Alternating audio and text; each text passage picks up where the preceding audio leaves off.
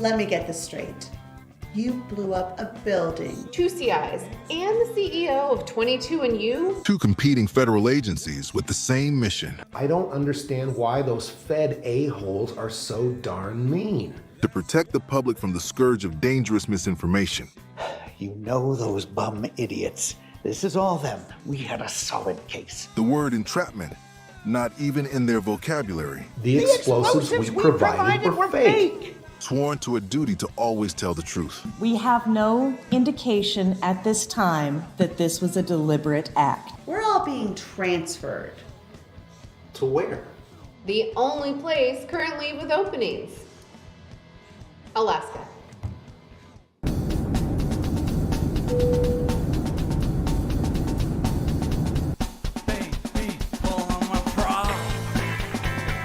Good morning. Welcome to the office, huh? And we got the retro feel. You know, the funny about federal buildings, they're all different, but they're still somehow all the same.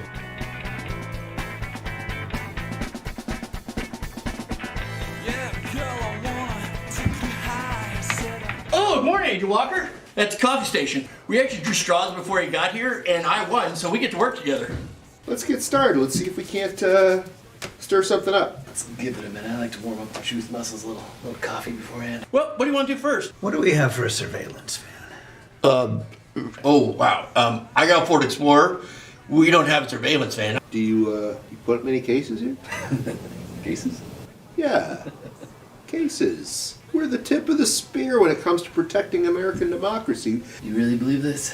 You really believe that people posting crap online is going to cause our country to crumble? I think the work that we do is important. We don't have a surveillance van. Me and some people got one.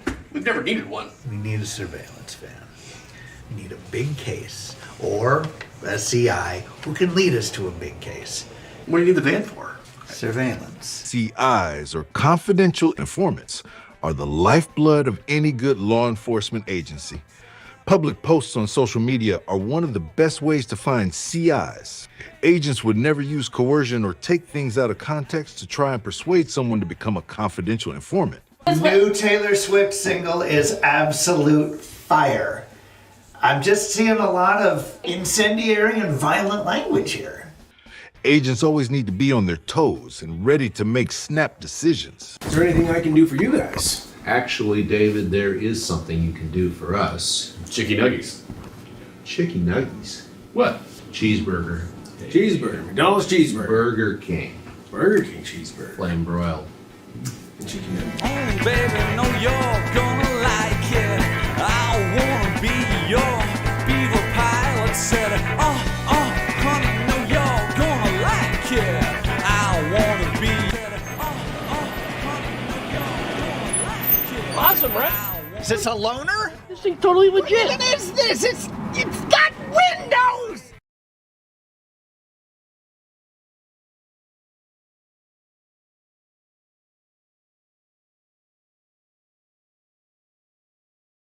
All right. It's Friday. Welcome. We are live from Anchorage, Alaska. Another diamond painting, and oh yeah. Uh-oh. Look out. Well, here we are. It's Friday. Hope everybody had a good weekend. No, week. The weekend's just here. Yeah, I'm out of it too. It's for a 3-day week because I was not even really where in the heck? Yeah, I got back on Tuesday and yeah, now I'm trying to find. Well, hello to you too. Oh my gosh, yeah. Dang, that's huge.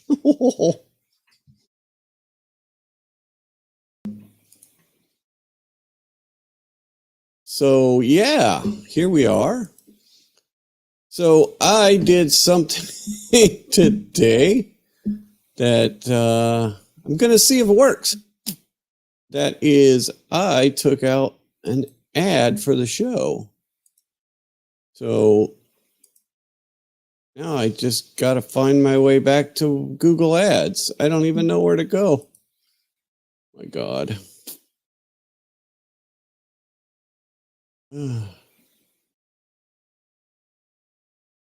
All right, let me just, no, I can't click on that.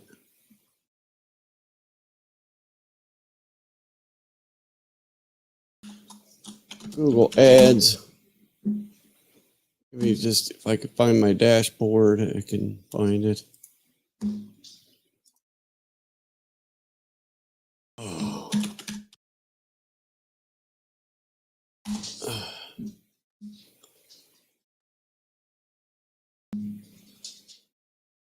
Oh, yay, I found it. All right, woohoo.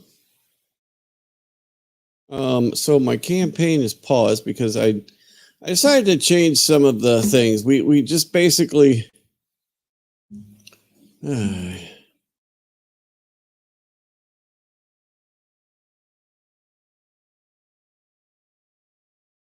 right, so what the hell? Okay, so that one is all right, there we go. It's like we're back up and running. I don't know why it says it's paused. It did say it was paused for a minute.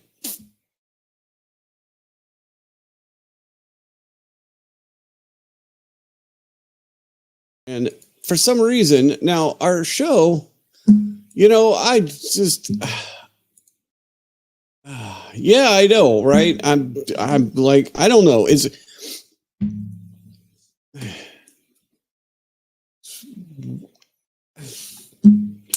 I don't know. We'll see. We'll see if this goes or not. So far, I like what's happening, and I'll show you here in a minute. But okay, so that is enabled. It what's weird. All right, let's make sure my edits went through.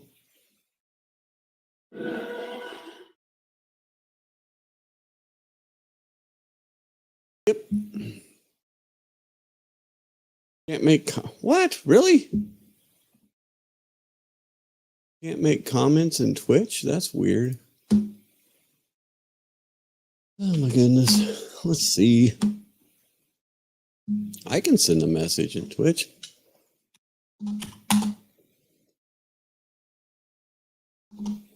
I'm sending messages in Twitch. Yeah, I have no idea.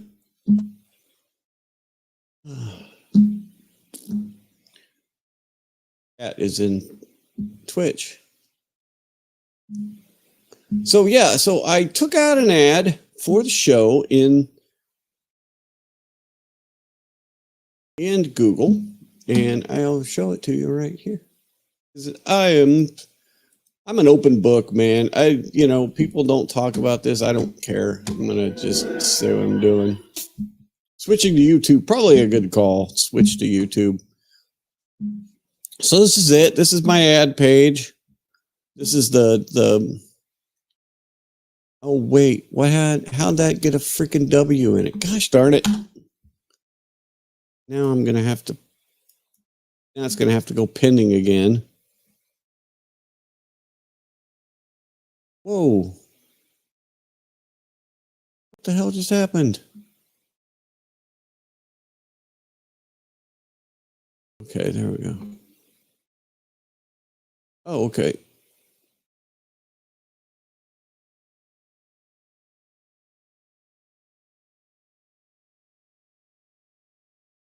What?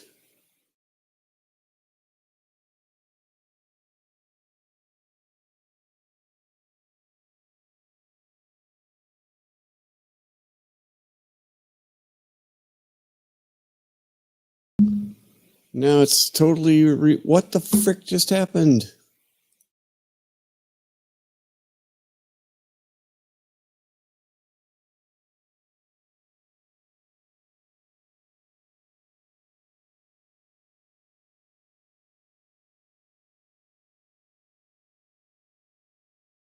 You can see it right there. I'm so confused.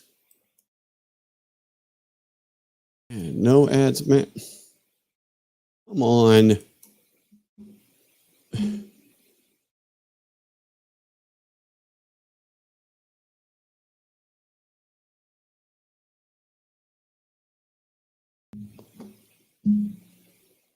Can't unpause.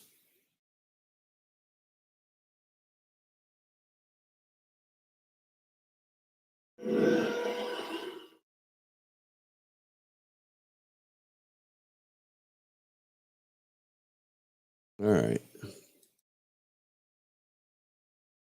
Mistakes were made, season 1. There we go.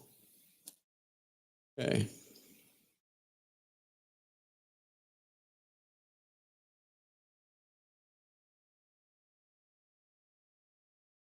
You know, it's $15 a day. I figure we could try and rock that for now. And, you know, because I had used the promotion through, it was a TIE fighter. Yeah, that is my iPad text message for iMessage. So when it comes through, it sounds like a TIE fighter. Yes, it does. So yeah, so I said I want to do this advertisement. I spent like an hour on the phone instead of working today to get this going. So here we are. We made it, and we made an ad, and we'll see what happens. Campaign is why is it paused?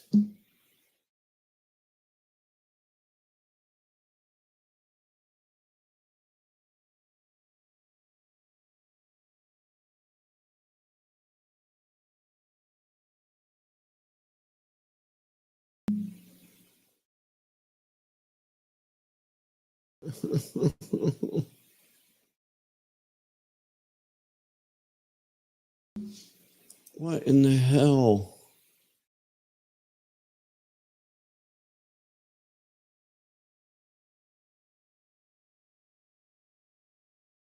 Okay, there we go. Woo! All right, pending under review. There we go. Because I had to change my stupid headline because there was a W that got put in there somehow. Yes, we have a secret TIE fighter base here.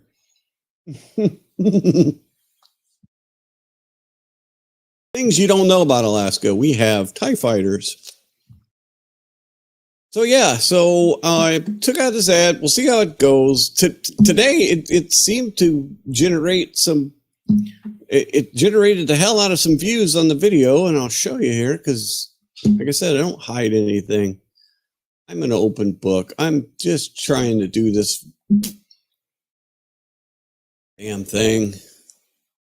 So this is the backside of the studio page. So you can see, I mean, yesterday we were at 600 and some, and we were at 756 current subscribers. So thank you very much, people who subscribed today.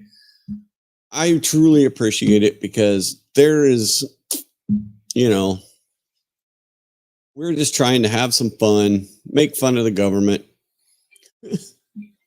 And you'll see if you go to the video that the views shot up today because it's an ad, it's running, and so people have to watch it. But it went from like 325. This is episode 1, I believe. No, this is episode 2. That went from 314 to 484 just today. I'm like, holy moly. And then 872. The season episode 1 jumped from 557 to 872. And it seems like it's got some decent retainment. So yeah, we'll see how it goes. The weird thing is that the guy I was on the phone with said, okay, we'll put all of your everything, we'll put 5 of your episodes in there, right? And so I'm like, okay, cool. And some reason, there's only 3 videos in there. And I had to change some of these headlines because it was just like what it suggested, right? So he had Google scan the videos and then come up with these headlines. And I just, I was, like I said, I was working, I was on the phone with him. So I'm like, I didn't like all of them. So I kind of went and redid some of them today. So we will see what happens. So hopefully they'll pin that. Now they did come back and say that one of the ads is it's the same thing we had yesterday. One of the videos, like number 4, is election advertising. And I'm like, there's no way it's election advertising. Oh, I'm not typing. Oh, okay. Maybe when I was typing earlier. Change my mic around here a little bit. All right. So it's like, how is a satirical look at a fictional government agency election advertising? It's not. But anyway, I digress. We'll keep fighting the good fight and go from there. All right. So yeah, so that was my day besides working. And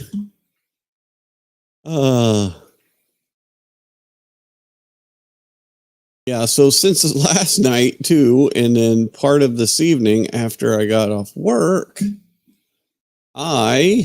which we'll go over here in a few minutes, I did this. So I went through every single file that was released in the Kohberger release. So I went through every single one.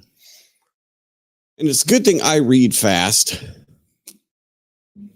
Because, and after a while you could tell some of them were just search warrants for, TikTok or Meta or Facebook or whatever. But, some of them were kind of interesting. So these were the interesting ones, and we'll kind of go through them here in a little bit. But a couple other things that I just saw that were more. So we got a battle between we got an X-Wing and we also have a Chewbacca. So my phone text message ring is the Chewbacca, and my iPad, which is really loud right now, is the TIE Fighter. So, all right, couple things that I saw today though that were, I'm probably tapping on the desk. It's probably me tapping on the desk. This thing picks up quite a bit. And you know what? It could be that stupid fan too. Hang on a second.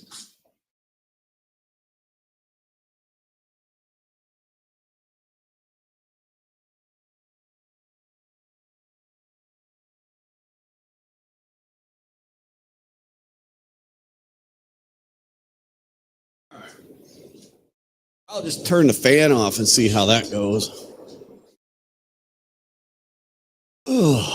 So,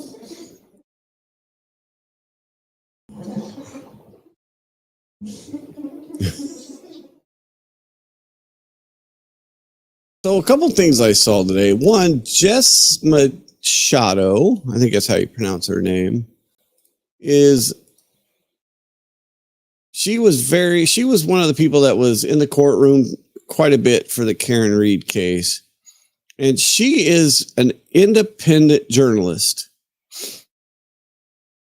Jessica is the epitome of an independent journalist. Ooh, okay. I will check that out here in a minute. Yeah, it's Kat just keeps texting me things. So Jess put this today. This is the state rep for the 6th. This is what local news is supposed to be. And we don't have, I had quite a few conversations this last week with my family members that, and one of the things we talked about, I know it keeps going off. Here, I'll just turn that down a little bit. So, and one of the things we talked about was the state of journalism. My stepmother started out as a journalist. That's what she went to school for, was journalism. And she was a newspaper. She had a newspaper beat, and she moved to Florida, and then she was moved back up. Yeah, it was you. It's just I didn't answer it, so it stayed there. And so, but we talked about where I come from in Southern Ohio, and here in Anchorage, everywhere the local news coverage is non-existent. And in Anchorage, it's okay right now. We still have a local newspaper.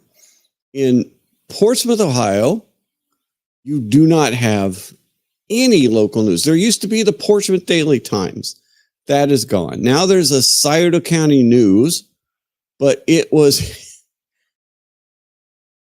it's completely online there, which, I mean, that's fine, but there is no real corporate news anymore. But you have people like Jessica that are not going to give up the fight, right? And they're going to be independent. Now, people in these localities have to support these people. There has to be support for this to work. And Jessica has a Substack, which is where a lot of, I get messages from Substack all the time. I'm subscribed to a few Substacks. Matt Taibbi is one of them, which,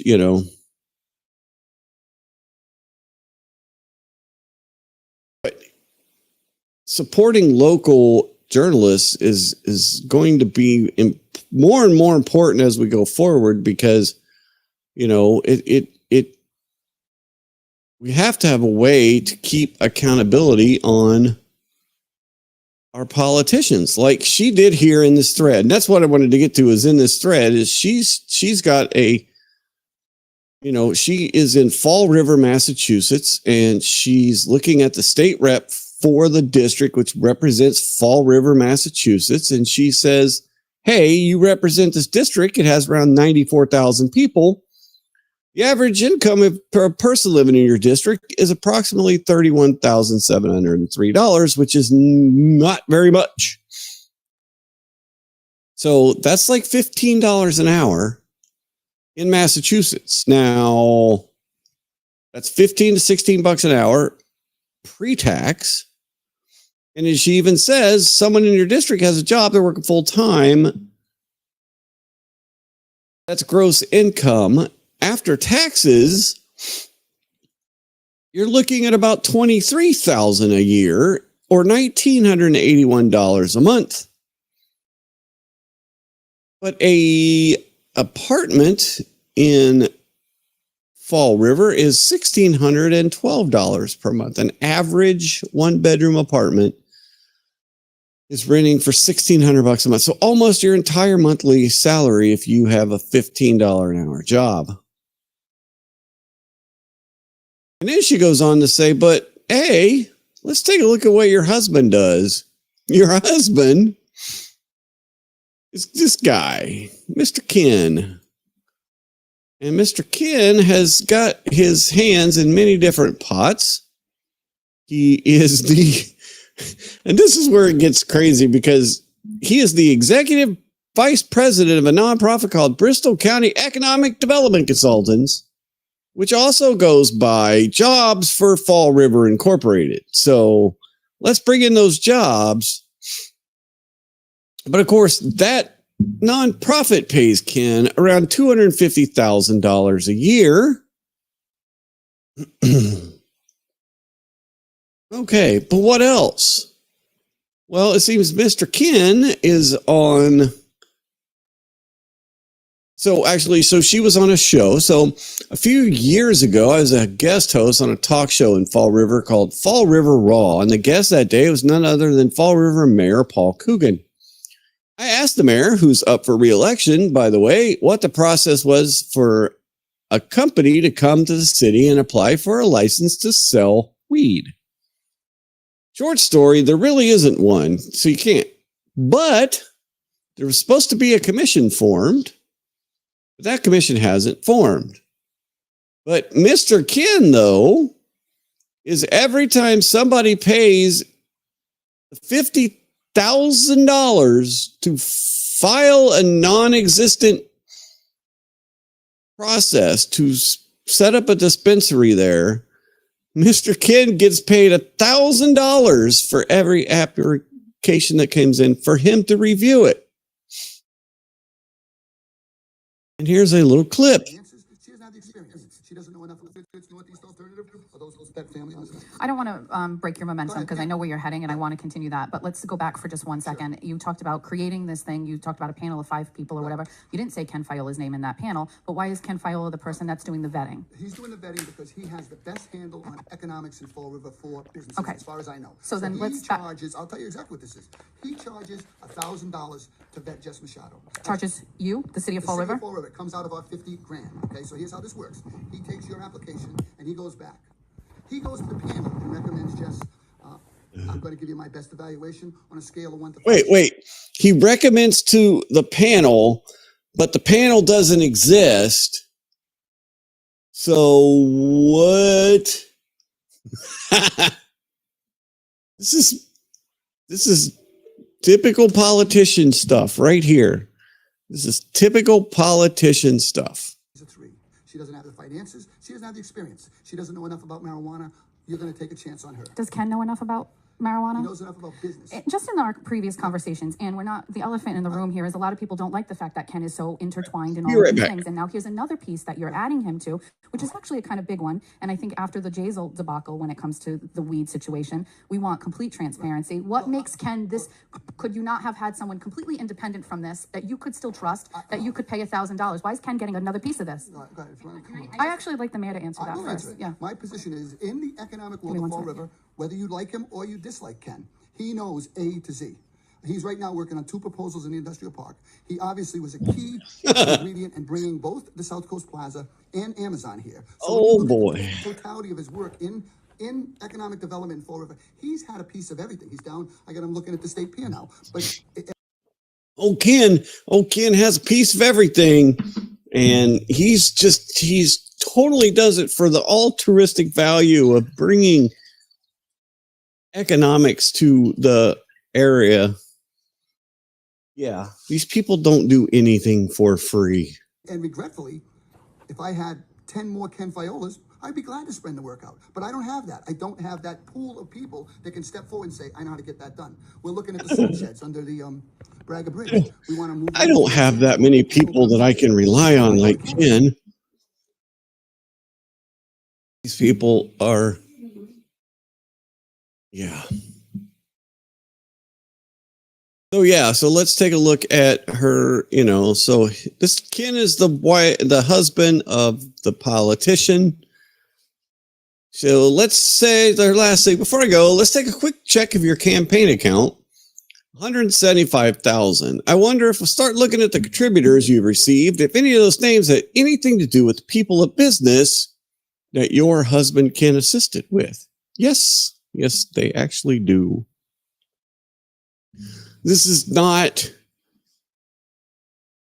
this is not just happening in Massachusetts. This happens everywhere. And in fact, let's see.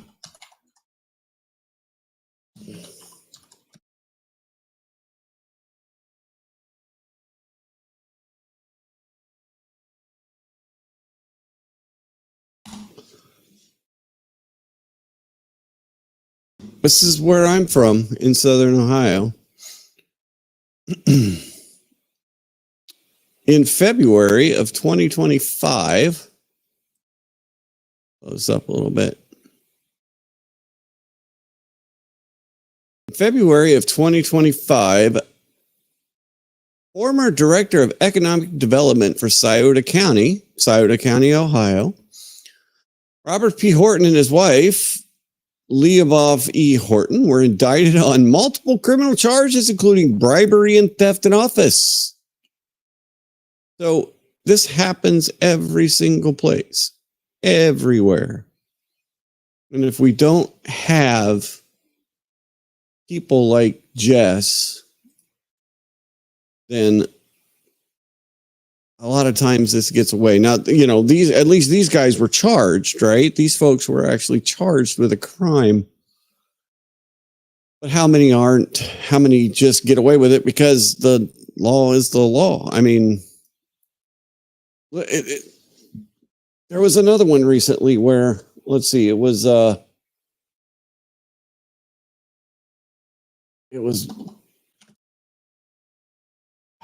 as visas.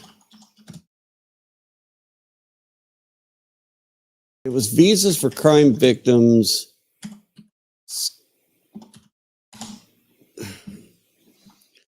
So yeah, a scandal involving visa fraud where individuals allegedly obtained visa by falsely claiming to be crime victims or witnesses.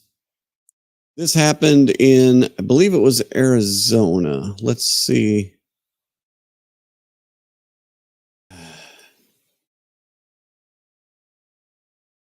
Oh, it was Louisiana. Sorry, Louisiana. That's right. So, and it was,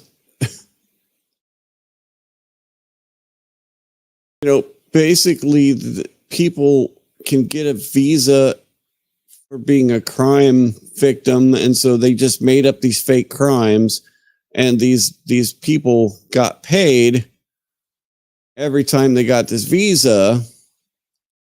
Yeah, feds charged 5 in Louisiana, including 3 current ex-police chiefs. So, yeah, can we really even trust the law sometimes? No. Chevy trucks have you covered when the road takes you from smooth sailing to Chevy Colorado will eat up some of the toughest terrains with 5 available drive modes. And enjoy this Chevy Colorado ad for just here. I'll mute that. Sorry. Silverado EV is the perfect breaking news alert. All right, folks, breaking into broadcasting real quick because we continue to follow a major headline since. So far, we've seen Massachusetts, Ohio, and Louisiana. Yesterday, we've got federal agencies in South Louisiana making raids, arrests, and we're expecting more right now, about to get more. Including the FBI, the IRS, Homeland Security. Let's take you out to Lafayette, where the U.S. Attorney's Office is playing host to Take this. Back America, where federal law enforcement really works together closely with our state and local partners to try to make our communities safer places to live. So we're here today to provide you with some information about an indictment that was returned and some related law enforcement activity that took place yesterday. On July 2nd, a federal grand jury in Shreveport returned a 62-count indictment charging 5 individuals, including law enforcement not going to watch all officers and 27 a minutes. business leader in central Louisiana with conspiracy, immigration fraud, robbery, mail fraud, and money laundering offenses. Those charged in the indictment are Chandrakant Patel of Oakdale, Chad Doyle, Chief of Police of the City of Oakdale, Michael. Yeah, so they got paid like a bunch of money every time they got one of these false visas. And trying to read here. So yeah.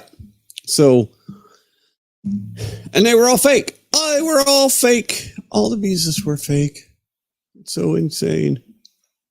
So yes, support. If you have someone, if you have a local journalist that is doing this, oh yeah, no, exactly. It's been abused that way forever. But if you have somebody that's doing this work, support them. Support them any way you can. Yes, that's my soapbox. Now I'm going to get down off of it. All right, what else we got? I saw this the other day. This is insane. So AI, robots, that stuff is coming along so fast. We're screwed. Might as well just hand over the keys to the car. So we've seen this one before where these robot car things just go up underneath the car. Steal a car easily. Made in China, this robot is designed to... And it's just, they're moving cars around like very quickly. It's insane. We got that. We've got robots running now.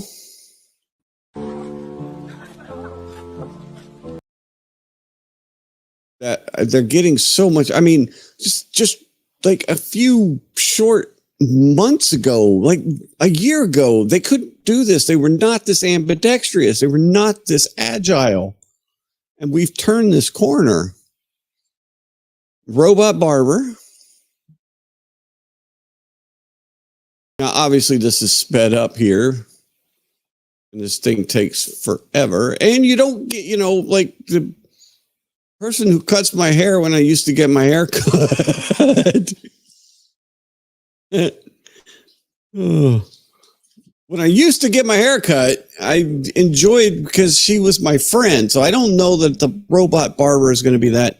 But for people on the go, I mean, yeah, it's probably going to be that.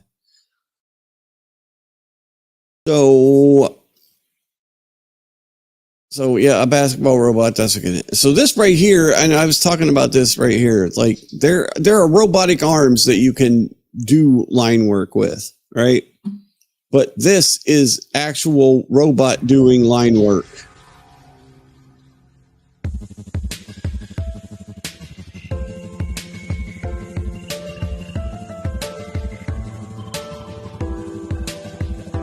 Basically putting on a jumper. That's crazy.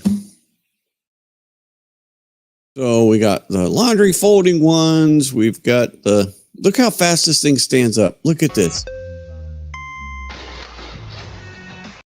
Before the basketball hits the ground, the thing stands up.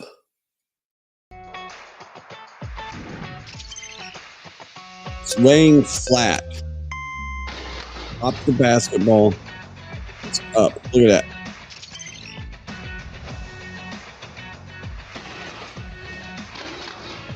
How do you fight that? How do you fight that? You don't.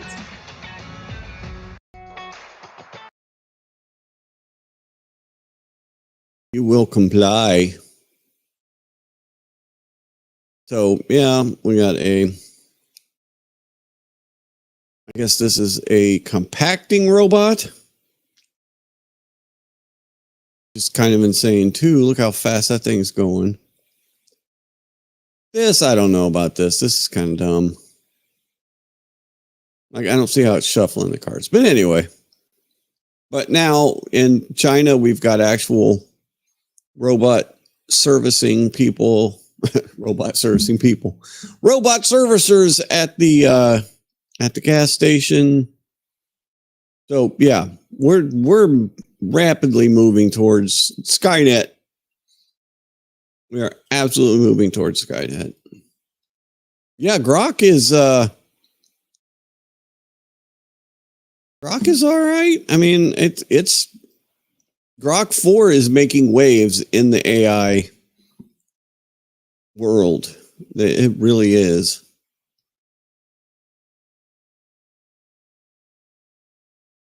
Grok 4 is definitely making waves.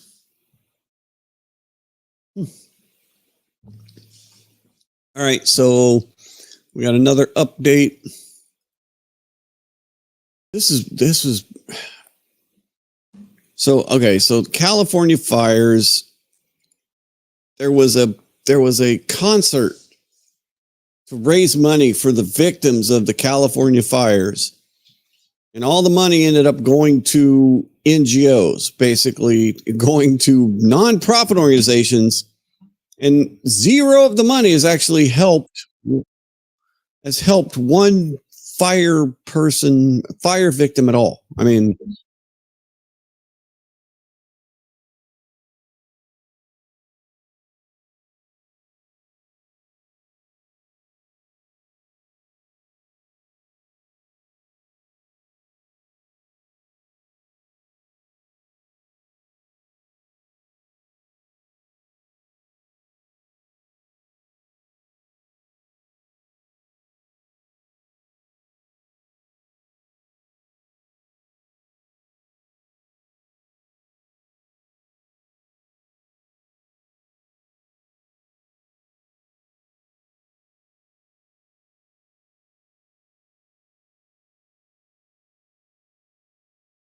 so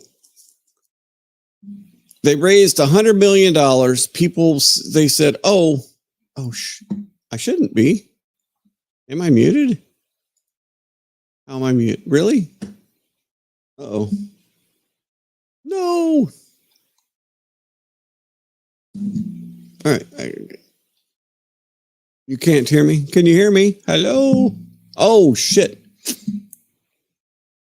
I didn't share that screen. I'm so stupid. Sorry, let me replay that. Damn it. Well, look at this. This looks like a letter to the I heard it. General. I heard it all. For an investigation into what Newsom and his wife did with the fire aid $100 million Okay. funds. So this is Spencer Pratt. He is, according to Gavin Newsom, a C-list reality star. You probably remember Spencer from,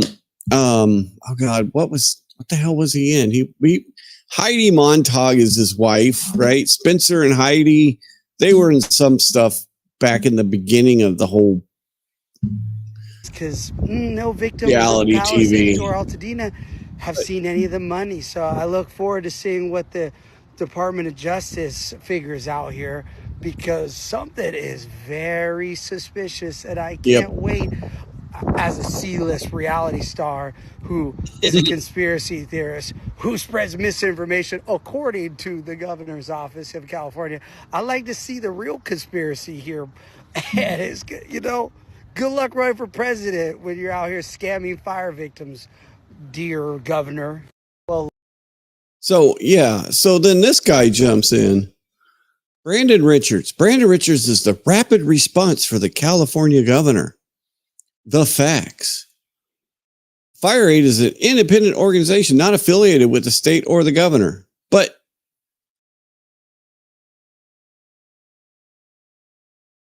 a nonprofit run by Gavin Newsom's wife got some of the money.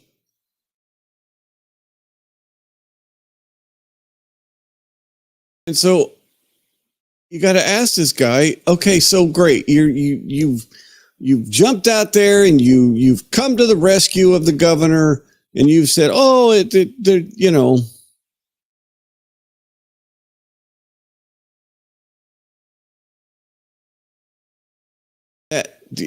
basically, we don't know what happened to the money. It's all independent. But if somebody went out and directly said they were raising money for fire victims and then gave it willy-nilly to a bunch of charities that had nothing to do with fire victims, shouldn't you maybe look into it?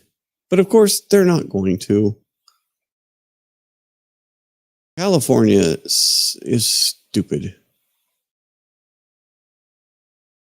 But this guy he's the rapid response for the governor.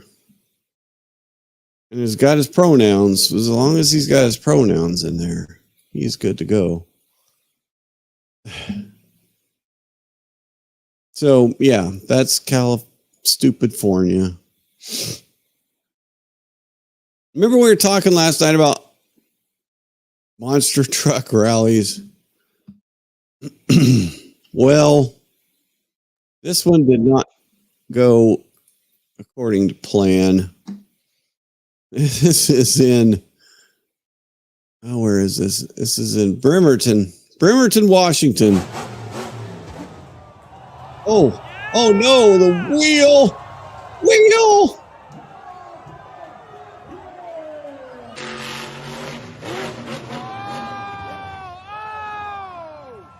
So there goes an 800-pound wheel going 40 some miles an hour, probably. And this is the aftermath. I giggled there. It's not funny. Those poor people now. I mean, that looks like a nice car. That does not look like that could be a BMW right there. That's probably that's at least a $50,000 car, I'm thinking. It's a Volvo, it's a Beamer, it's something. It's not a cheap car. But it is smashed. And here's the other one. That's pretty smashed up too. They're going to be paying for that car. Somebody is going to be paying. Now, obviously, the venue, the trucks, there is insurance involved. But you know how that goes, right? You know how insurance goes. It doesn't. It takes forever. But that's a pretty massive hit. Let's see. So yeah, it still should not come off like that. Like, I don't know if it wasn't secured enough or what, but that should not happen. That is a heavy, you hear it hit too. Oh man, let's see. Let me turn it up a little bit here. That's a rough one. Hey. It won't let me turn it up. There we go. Oh, you can hear it. You can hear it. No! Holy crap! Oh my God! No way! Someone's car just got. Oh my! Holy crap! Yeah, let's see. That's a good. Yep, that's a good angle right there. That's a great angle right there.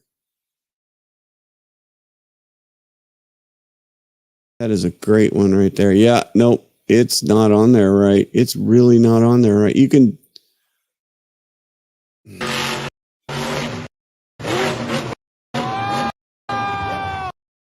Yeah, it's. I don't know. Holy crap! Oh my God! No way! Oh, you can see that car right there. I wonder where the Car just got. Oh my! You could see it hit the tree there. Oh man, those poor cars. Oh, I feel bad. I do. I feel horrible for those people. Oh my goodness. All right, what else? All right, let's get into this Kohberger thing because I've already spent like an hour here just kicking it. Let's see if my ad's back up yet.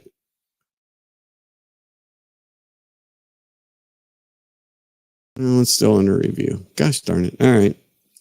I made too many changes. I'm going through change. Okay, I'm not going to sing Ozzy. Sorry. All right, here we go. So I went through all of the drops, and I will show you here the drops that we had. And while there's a lot, there's also not a lot. So this is the folder. And there was 314 documents that were dropped.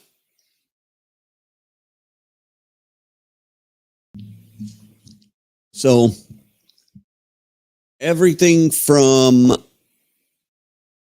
quit screwing with it. Yeah, I know.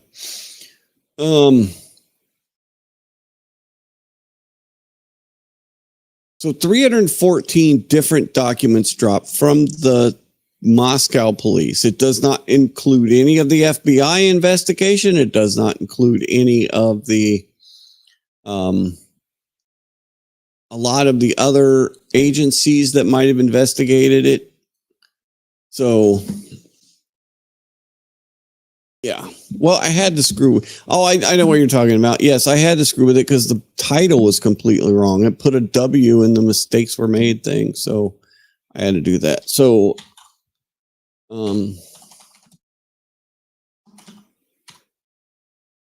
Idaho 4 timeline. And I had a good timeline brought up earlier. Let's see.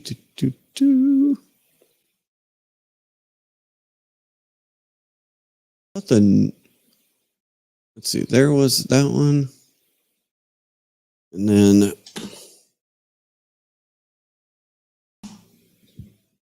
the one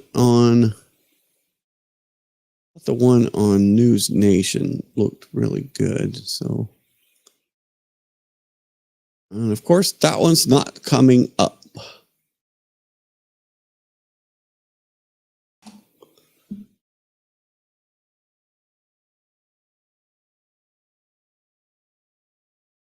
All right, so these are the ones that I thought were interesting, and look at my list. Okay, so number 10. I'm just gonna bring them up. We'll look at them, and if there's ones that we want to go over, we'll go over them. Let me get rid of that. Let me get rid of that. Bear with me. Let me share.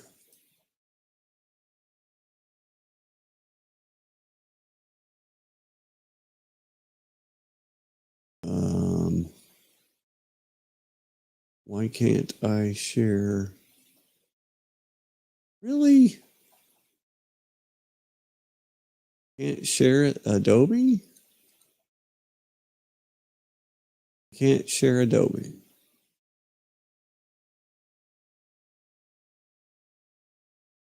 Oh, yeah, there it is. Duh. All right. I'm silly. Okay, so this was the first one, and basically this was around 9 o'clock.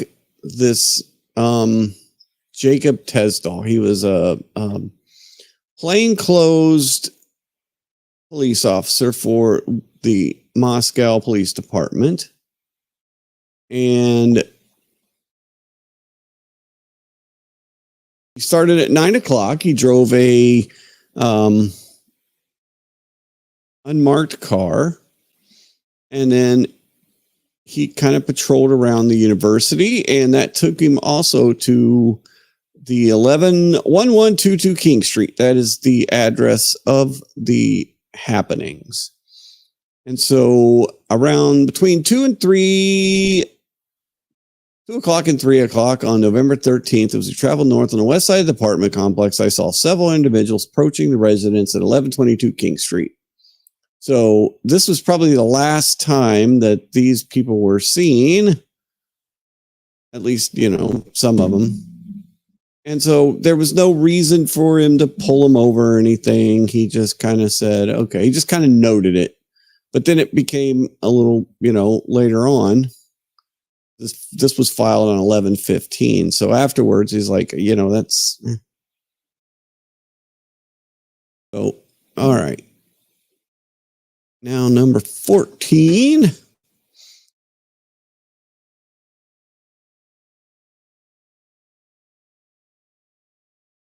Number 14 was some of the evidence collected from the scene, including a rolled $2 bill located on the desk, and then a blue powder, suspected drugs, located on the desk. So Now,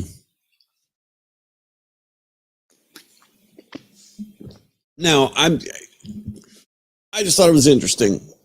And why a $2 bill? Why would you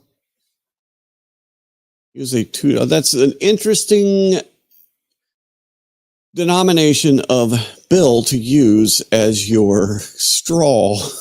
That's why I thought that was thing. So then we move on. We are on 11/15. So this is 2 days into the 2 days after everything transpired.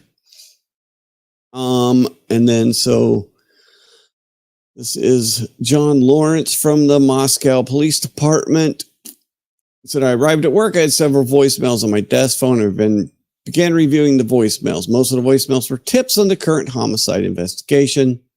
Many of the tips were about a live feed from the grub truck. So at the beginning, they had so many suspects to dig into. Like they had all these people that were, kind of with the people during that night. There were people that they saw going on and off with them all through the night. There was a college-age male known by Madison. He told me the male was wearing a black and white flannel shirt with a black shirt underneath that had writing letters that said antisocial. He was kind of weird. He actually had been kicked out of the bar. And so, this is somebody that was probably an early suspect in this case. So then we go to number 18. And then this was the canvas. This was the officer who did the canvas in the neighborhood in the daylight. And, they found a bag, and then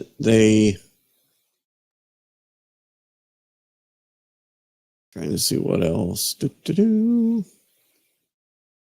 didn't really find a lot. They found a black vest, but, it looked like it had been there for a few days. When you're, what I thought was interesting here too is all the just stuff that they found. It's wintertime and there's snow on the ground.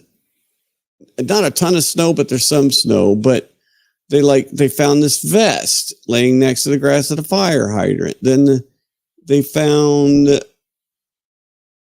We continue to walk west along the south side of Taylor Avenue. I noticed a large amount of trash and various items in the grass, including glass and plastic bottles, pipes of various types, some articles of clothing, such as t-shirts and underwear, men's and women's. You've got multiple underwear. What are we doing?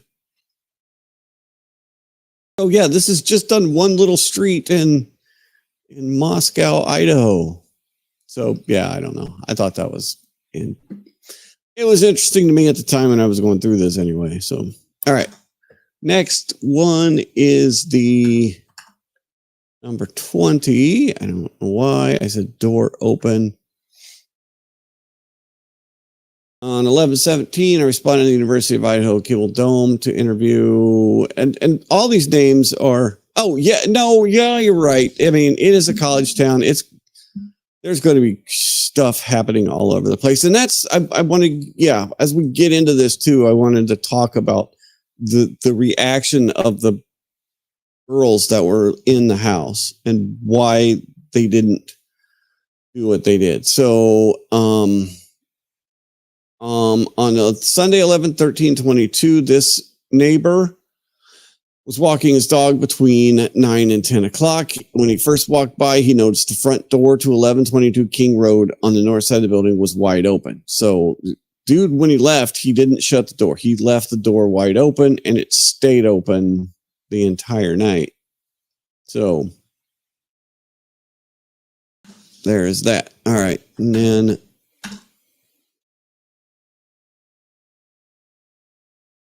these are all the this was just a warrant for getting all the cell phone records, but we see we've got AT&T, Verizon, T-Mobile, and then Inland Cellular. So this is a broad search warrant from the police to a judge to go to AT&T, T-Mobile, all of the carriers, and say, I need a tower dump for a tower dump of all records, unique device identifiers pertaining to timing real tool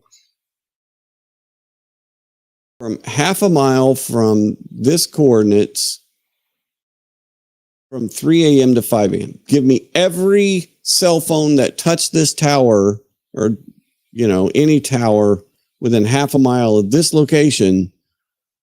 And I want to know every single cell phone. So that's wild that we can do that. All right. And all right. So 28. This is the first. So this is 11/19. This is a report filed by Lawrence Mowry. On November 13th, 2022, I was informed of a possible surveillance camera located at Blank King Road. The residents of the house had a camera. They took the SIM card out of the camera, but they couldn't get it to work on any of their forensic computer software. So eventually they went back and got the cameras. And this was the first time that they saw the car. They actually saw the car. On November 19th, while reviewing the videos located at 0356 and 420, it appeared the vehicle left the area and may have traveled on Walenta Drive. However, the videos stopped. So during this time, the camera showed a vehicle entering the area at approximately 3:56 hours and leaving at a high rate of speed, approximately 4:20. So 20 minutes, 25 minutes, 20 minutes. They were there. He was there. He was there approximately 26 minutes at this camera location. So yeah, so this is the first time we see any of the car. So, all right. So that's 28. We go to 42. This is the interview of one of the remaining house guests. So, I need to.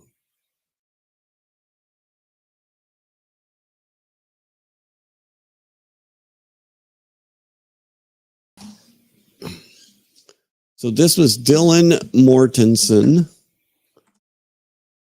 And this was the interview. She was a resident of the house and where they were drinking. So this is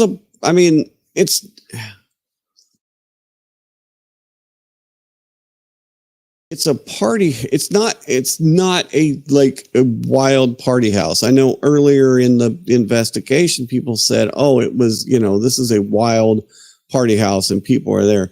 They occasionally had parties, but it sounded more like they went out more than they had people over. But it wasn't uncommon for them to have people over. And it wasn't uncommon for somebody to be hanging out in the house with somebody else, and you might not know it. It's a 3-story house. There's lots of bedrooms. There's lots of room in this house. So, and then Kaylee and Maddie lived upstairs on the 3rd floor in separate rooms. Xana lived closest to the bathroom on the 2nd floor. And Bethany, who was the other housemate, lived on the 1st floor. Not sure where Dylan's room was, but I'm thinking it was on the 2nd floor as well.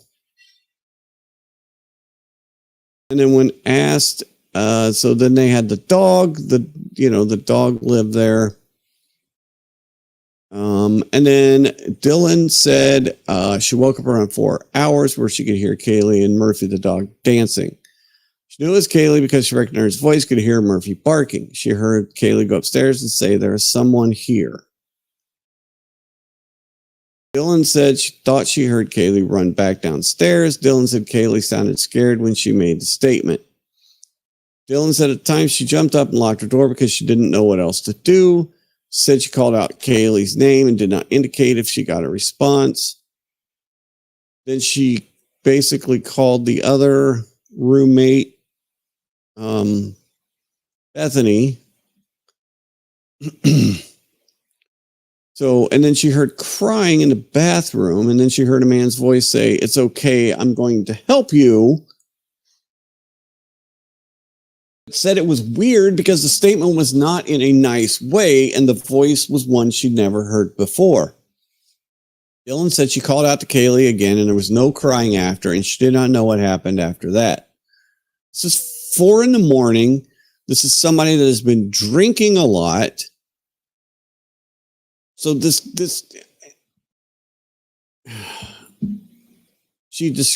she saw the guy, she says, after she called to Kaylee and there was no crying after she didn't know what happened after that. She opened the door again and the guy is right there.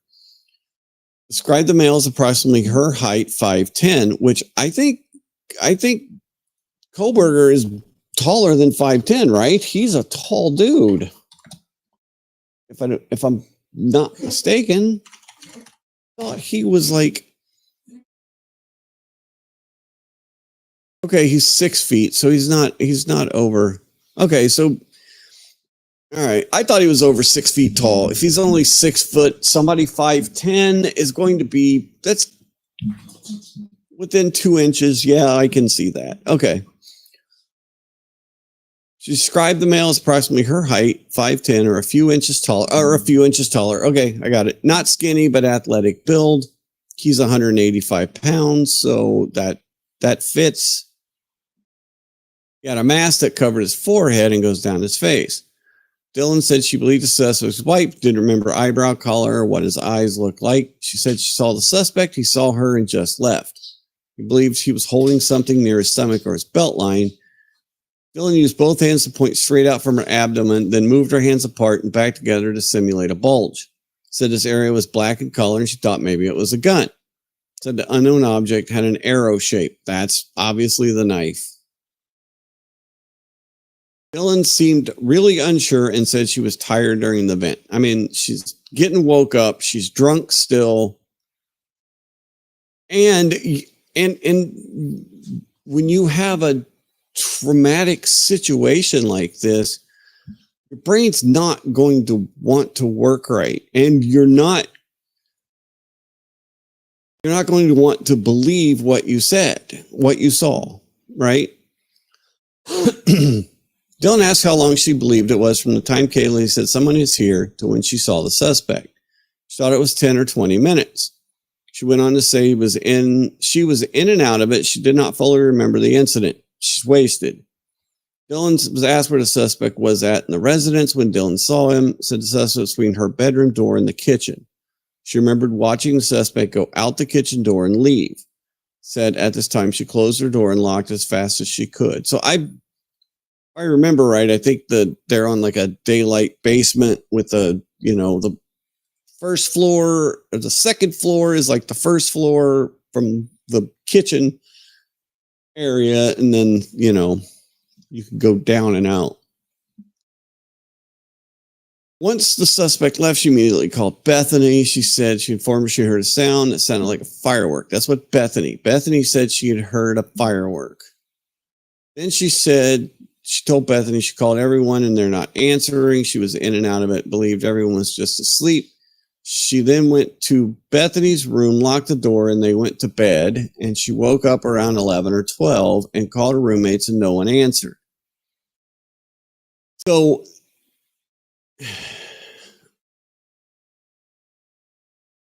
yeah, no, I know there's people that say that this is weird, but there's so many factors that make this not weird. There is the alcohol factor. There is the 4 a.m. factor. There is the 19-year-old young lady who's, probably, I think she was a sophomore or a freshman.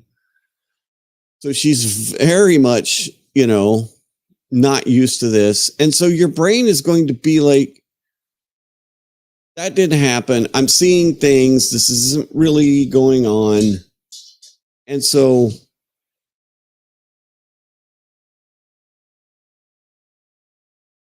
they're going to try and downplay it, right? And so I don't fault these girls. I mean, yeah, it's just such a mess. So they woke up around 11 or 12 and they called their roommates. No one answered. So said the noise described the noise. Bethany described the noise as a loud boom, but Dylan did not hear the loud boom. Dylan was asked if any roommates shared any weird experiences in the last couple of weeks. They said no.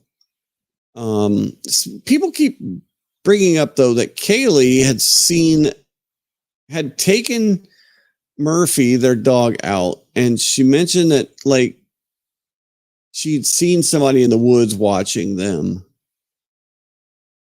And so that comes up quite a few times. Like, she told quite a few people about the person that she thought she had seen. So then interview 2 is, I don't think that's not Bethany. This was somebody else. So basically what they did is they called their friends and they said, we think something happened. You need to come over. And then this one guy came over. So Dylan called E and told E she thought something was not right in her house, and told E she heard or saw a man in her house the night prior.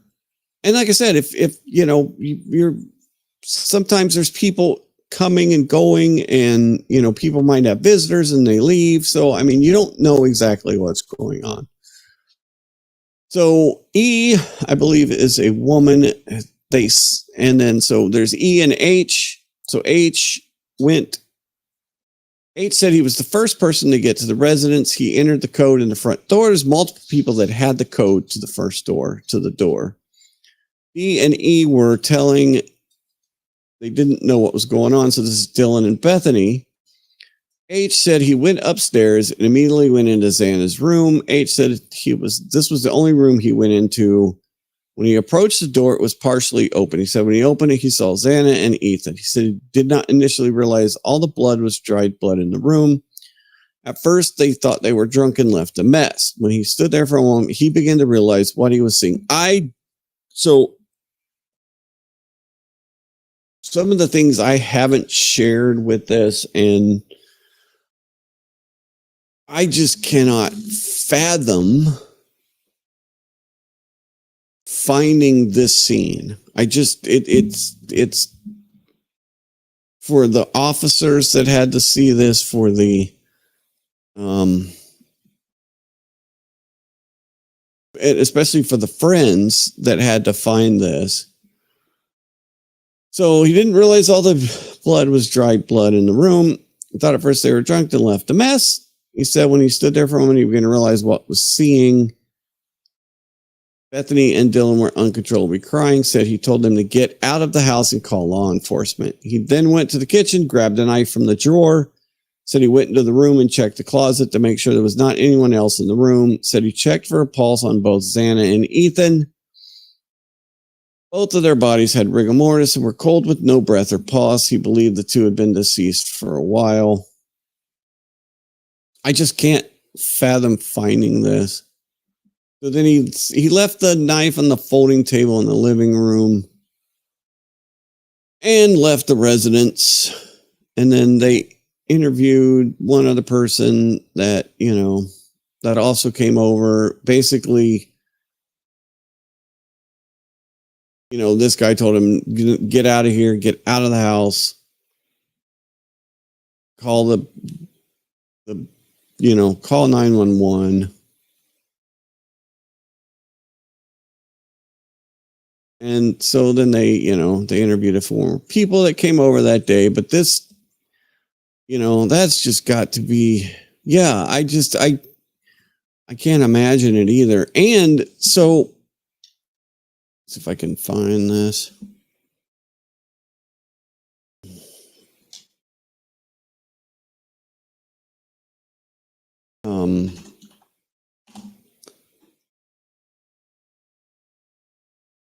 I had the tweet up earlier, but now, of course, I'm not going to find it. Did I save it in my app? No, of course not.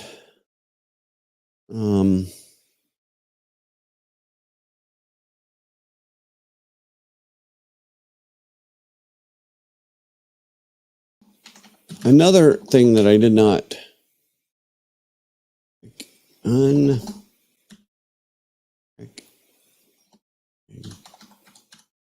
I don't know if that's how you spell that word. No.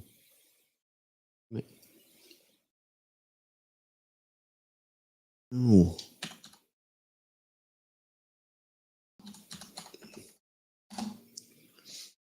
So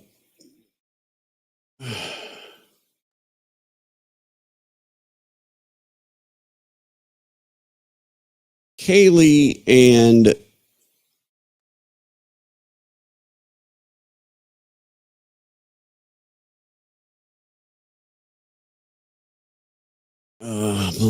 hang on.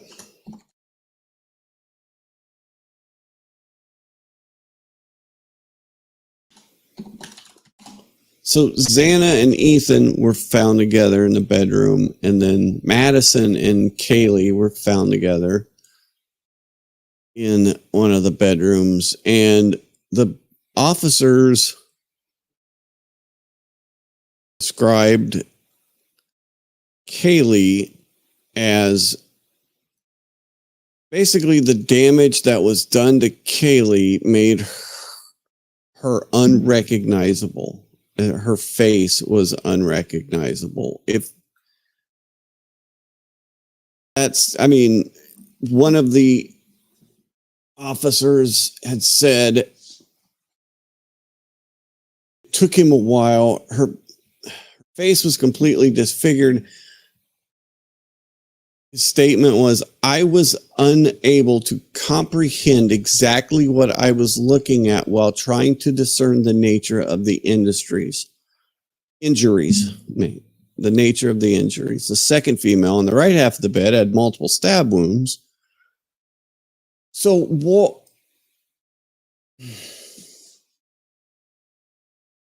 I don't. So if was Madison the target from Brian, and then the fact that Kaylee, but the fact they were in the same bedroom together, was that something that triggered this crazy? Because we don't know. He's not said what was in his brain. He hasn't said jack shit about why this happened. So why would one of the girls be butchered that way? Why? It doesn't. I mean, obviously none of this shit makes sense, but it's still like, why? Why would you do that? Yeah, I don't know. So, okay.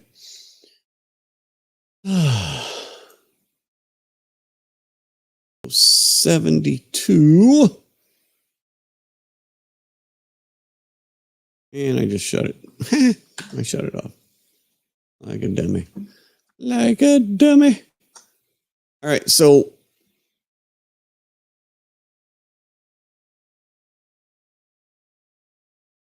the problem, and I've seen this throughout these things too.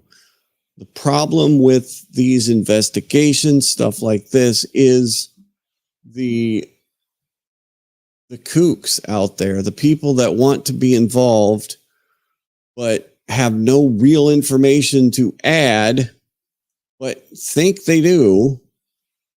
So this person called up and said, he called up K-Bar, and the person at K-Bar answered the call, and he said,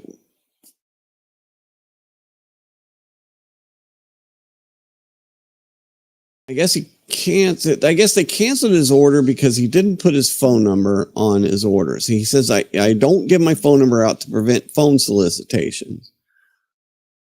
And then the guy who called K-Bar said, well, what can you tell me about the 2 feds that showed up to my door today questioning my recent K-Bar order? Jay is a person from K-Bar, stated she did not know what he was talking about. She had no knowledge of the investigation. Then stated something to the effect of, K-Bar sheath was left at the scene. Jay stated she did not know anything about the situation and asked him if he wanted to complete his order. He said he was a collector and had enough for now, and he better hold off on things until they died down a little. So I spoke with Detective Boone and Barrett on 12/2/22 and asked them if they mentioned the knife sheath. Both detectives stated they did not mention anything about the sheath when they talked to this guy. So why would he know this? I don't think that was in the news yet. I think Ethan was a target of, he had to, basically. So Ethan couldn't fight back. But or Kaylee fought back and made him mad. Yeah. Anyway. All right. So now we have. This is a search warrant application for a residence that's pretty close, and we're in the December. So I had responded to blank Queen Road at approximately 1000 hours and 11:15. We walked in a common walkway in the door to the apartment and observed the exterior of the door. The area on the door had numerous spots of dried fluid, which appeared to be rust drops, but they also thought they saw blood. So they went and they got a search warrant for this address, which was near King Road.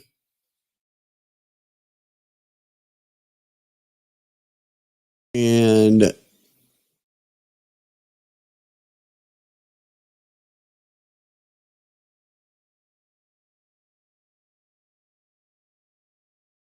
they showed, they looked at some of the video camera, some of the security footage.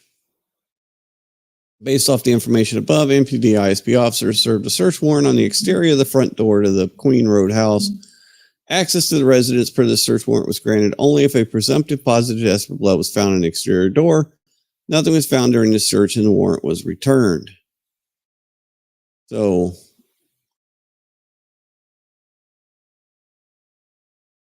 I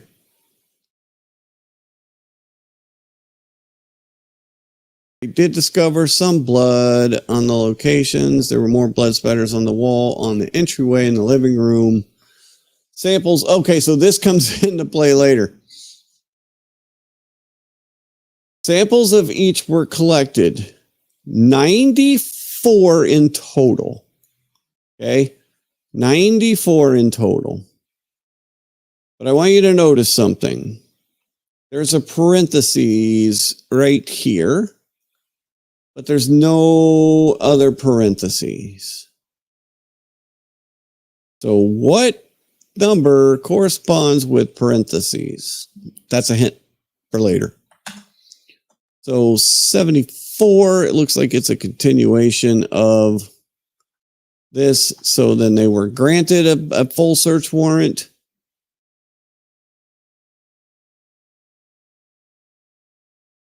I think this was the second detective that was with them. So this is his report about the search warrant.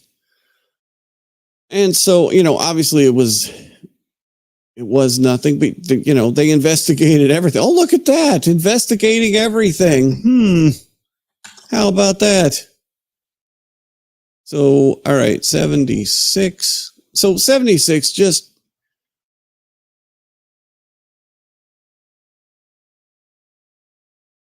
yeah, exactly.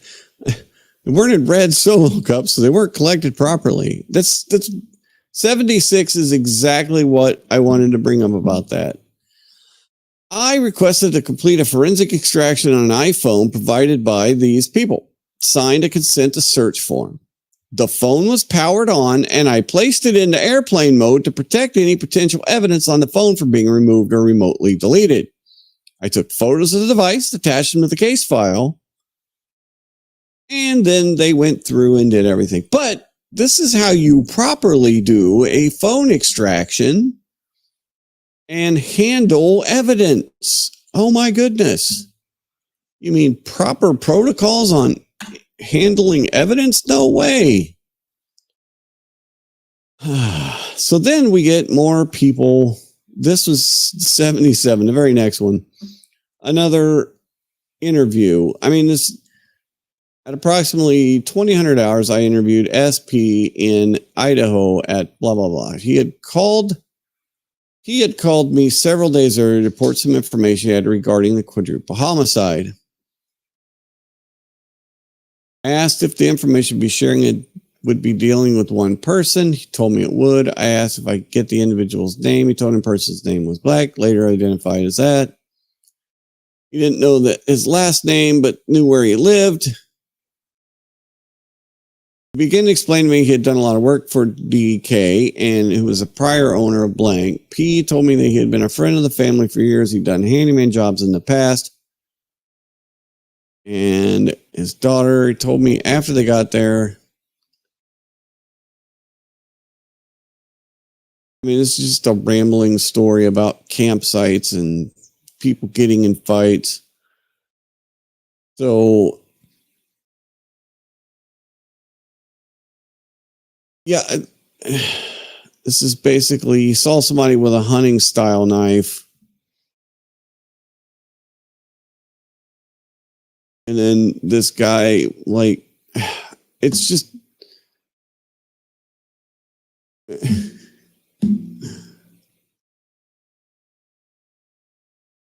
is just people saying, this person might have done it because they're mean and they have a knife. But you got to take every one of these damn things serious, right? So, all right. So 85 this is the warrant to Amazon for all of their sales of K-Bar knives. Brian Kohberger bought his knife from Amazon. So this was the warrant for Amazon. So the camera that caught the car initially. So Lawrence Mowry was tasked with reinstalling the exterior camera known as the light bulb camera. And I picked this one because it just shows the level of detail that these guys are going into. So upon arrival, I unplugged the power of the current router, removed the camera from the light socket of the exterior of the residence. I then powered on the router as I had secured from the residence earlier, installed the camera I secured as the evidence earlier in the light socket. While installing the camera, I heard a crack and felt the light bulb base mount become loose. It should be noted the approximate temperature outside while inside the camera is between 5 and 9 degrees. So it was cold.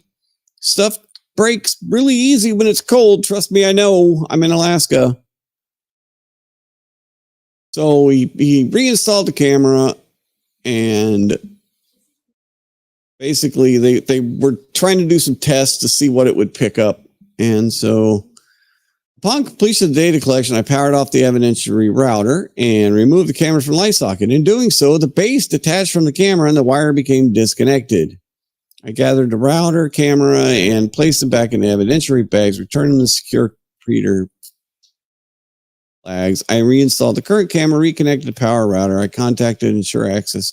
So he fixed it, then contacted the owner to make sure that it was working.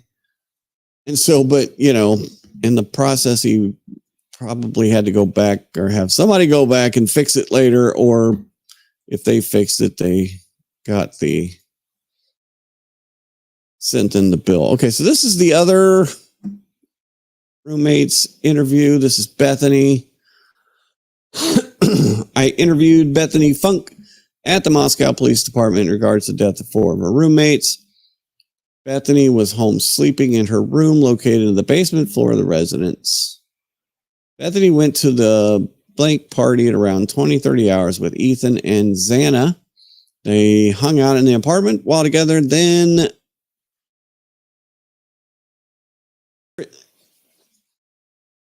Bethany went up to the main part of the fraternity and hang out at the party. Maddie and Kaylee went to the corner club together, not sure when they left.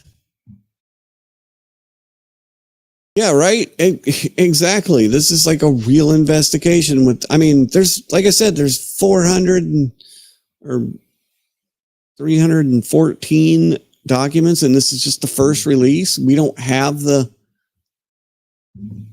other, we don't have the FBI documents. We don't have the documents from the school, from both schools. There was a lot of investigating that went on here. So they left the house and Dylan went to bed. Bethany hung out with Maddie and Kaylee for a while in Kaylee's room. Maddie took Murphy, Kay's dog, out to go to the bathroom between 2:30 and 3. Bethany did not stay outside for very long. It was cold. Maddie then went to bed, watched a TV show to help her sleep. At around 4:20, Bethany heard what she thought was a firework and saw a spark on the ground from under her door. Bethany then heard Murphy barking. Dylan called Bethany and stated she had seen someone in the house, and Bethany told her she could come down to her room and sleep with her. Dylan went to Bethany's room and they went to bed. They woke up around 11 and talked to other friends who came over and checked in and found them deceased. Bethany originally called 911 and stated her friends passed out, would not wake up. Bethany talked about an incident with Kaylee, stated a month ago she saw an unknown male up on their property to the south, startling her when she took Murphy out to go potty. So same thing.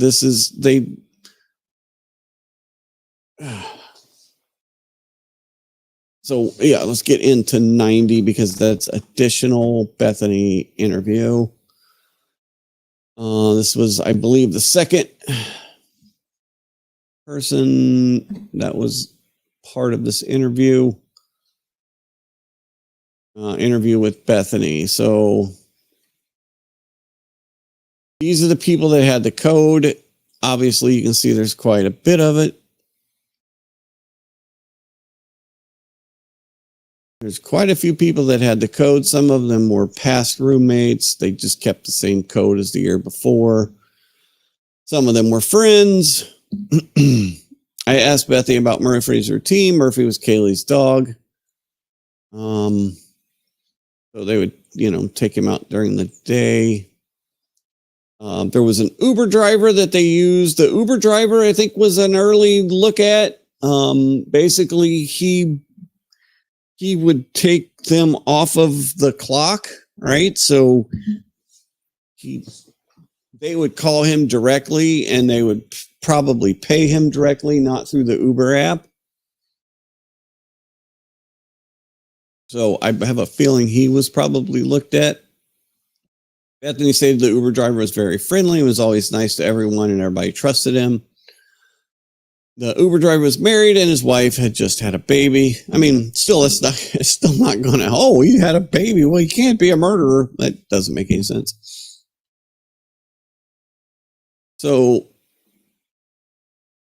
they asked about some of the people because they went to a food truck before they came home. So they got food at a food truck before they got in the car, got in the Uber that was not an Uber and came home.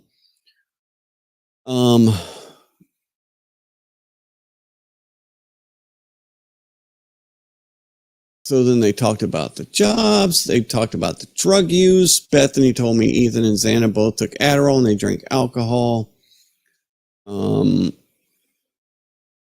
And she saw Xana crush up a pill and snort it. Also thought Kaylee also used Adderall, was not sure.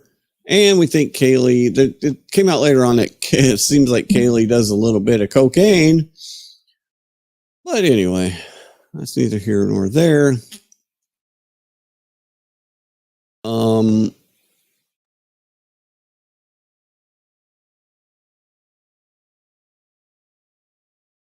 So yeah, another one, Kaylee told everyone about an incident where she saw a male watching her when she took Murphy out to go to the bathroom.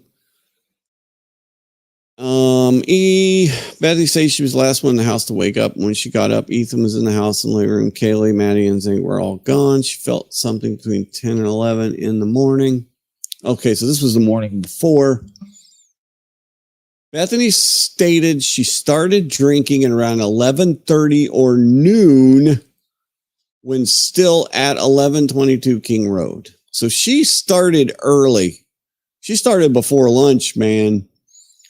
Bethany says she was drinking mimosas and high noons throughout the night. Bethany also stated she also played a drinking game called Raid Cage later in the night.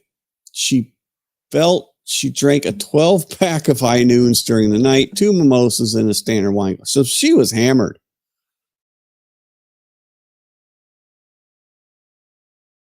So then they went to the house party. Then they went to the fraternity party.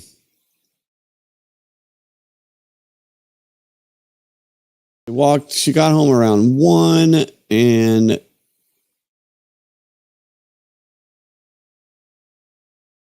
so they were all kind of hanging out. Then she went to bed after Kaylee took the dog out. Then she thought she heard a firecracker, thought she saw a sparkler going off through the crack under her door. I don't know what that could be. The firecracker could that be, it could be something falling. It could be, I don't know. I don't know what the sparkler effect is though either. So that's a weird one. So then Dylan had called and said that she thought she had seen someone dressed in all black. Bethany said Xana had been wearing all black. Dylan responded by saying she thought he had a ski mask on. She didn't really know what to say to what Dylan said. Bethany admitted both her and Dylan get scared easy. Bethany even thought maybe one of Ethan's frat brothers could have been playing a joke. Bethany told Dylan to come down to her room, and Dylan ran down to her room.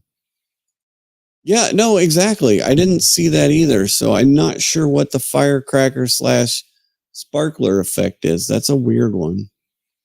Once Bethany and Dylan were in Bethany's room together, they continued to talk about what they thought they saw and heard, or what they heard and saw. Bethany told me Dylan said the male in black was walking out the back door and they made eye contact with each other. So and that's the other thing too, the eye contact. Like she is certain that he saw her. I don't think he did. I think he saw her, but I think he looked right through her because he just got done killing 4 people. I don't think he was I think he was ready, and he was there 20 damn minutes. So I don't think he really even saw her. I don't think he registered that he actually saw her.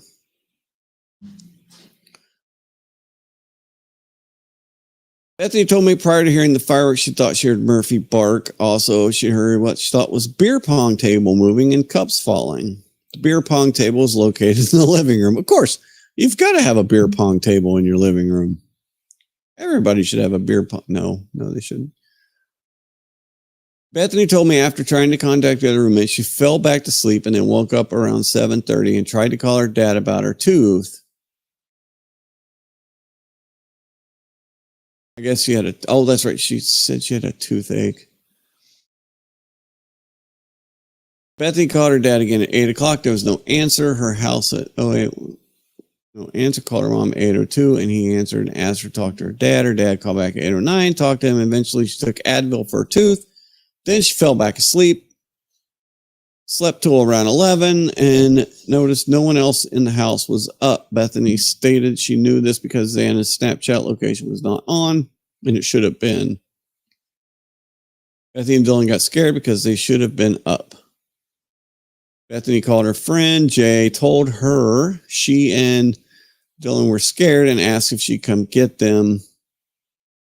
Dylan then called E, asked her to come over, and then that's when they came over. And that's when the guy went up the stairs, found everybody, and told them to get out of the house. So just rough stuff. It's just awful. All right, so this is a weird one that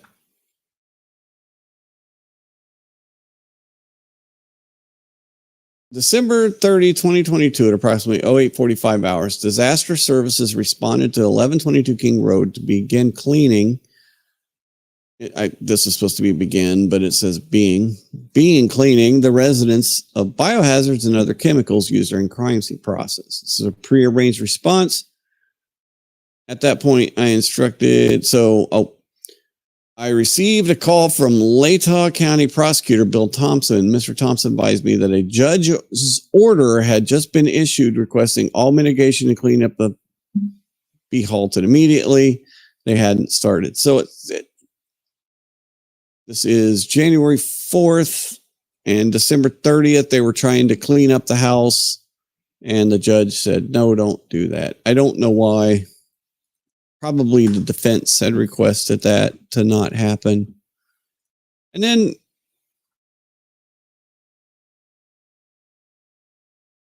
on November 21st, 2022, I traveled from Moscow, Idaho to Meridian, Idaho to drop off evidence at the Idaho State Police Forensic Laboratory located blah.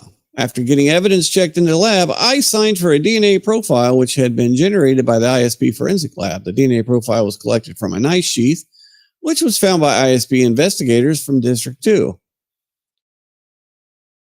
The DNA profile was stored in a vial, which was then packaged in an evidence envelope by ISP lab technicians, properly sealed with evidence tape. Evidence tape! Oh my gosh!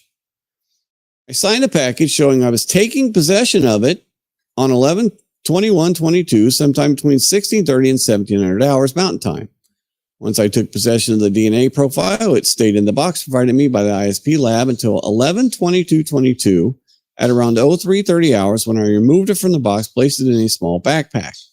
The backpack then stayed in my possession. The only time it was not physically holding the backpack was when it went through TSA security at the Boise airport.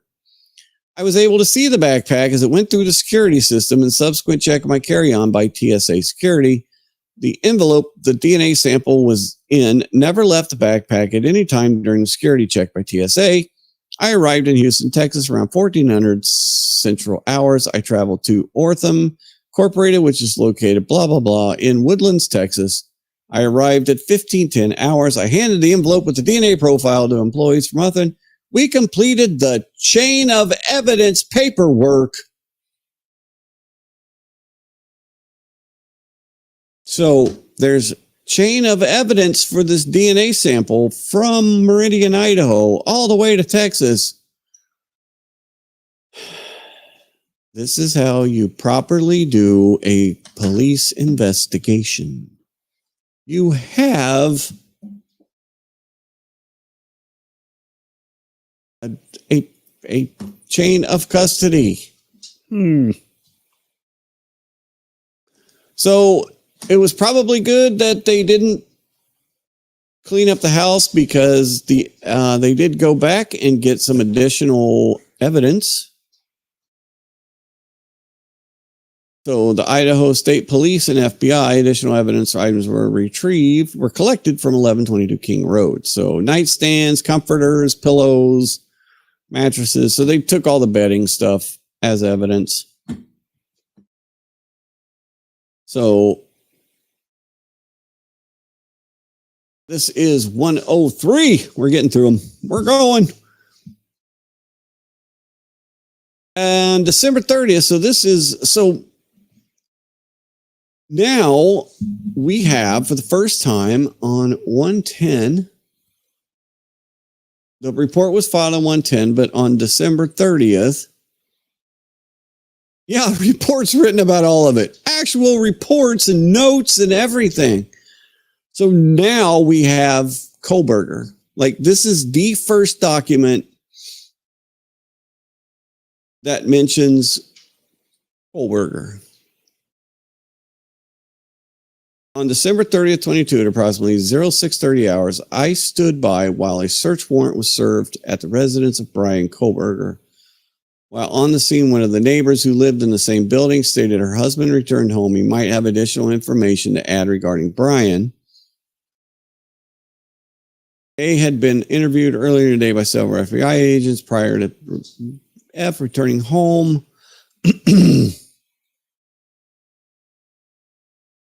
So they basically just said that, they saw him talking to some guy with that had a loud motorcycle, a sleeveless shirt, and tattoos. And, they were talking. And then when these people got close, they kind of clammed up. And, they did not continue their conversation until they were away. So, that was the big thing about that. So, but this is the first mention of Brian, is this 103. So then 113, we get a little information about the Uber driver. On November 14th, 2022. So this is a report written on 111, but this is from November 14th, 2022. So it's somebody just, getting their stuff caught up, basically. So this was the Uber driver, said he gave them a ride. I asked him how he knew Kaylee and Maddie. Say he drives for Uber and Lyft. Kaylee and Maddie become some of his regular customers. And so he basically picked them up, took them to the club. Then he picked them up from the grub truck and drove them home around 2 a.m. So, yeah, that was it. So he came in right away. Uber driver came in right away. So, but I'm sure they still cleared him, right? So on November 20th, 2022, multiple friends and family of the victims gathered in Moscow, organized into several groups, and canvassed several areas in Moscow for possible evidence. So, like, a bunch of people citizens got together, I guess, and went out and did their own evidence search around Moscow.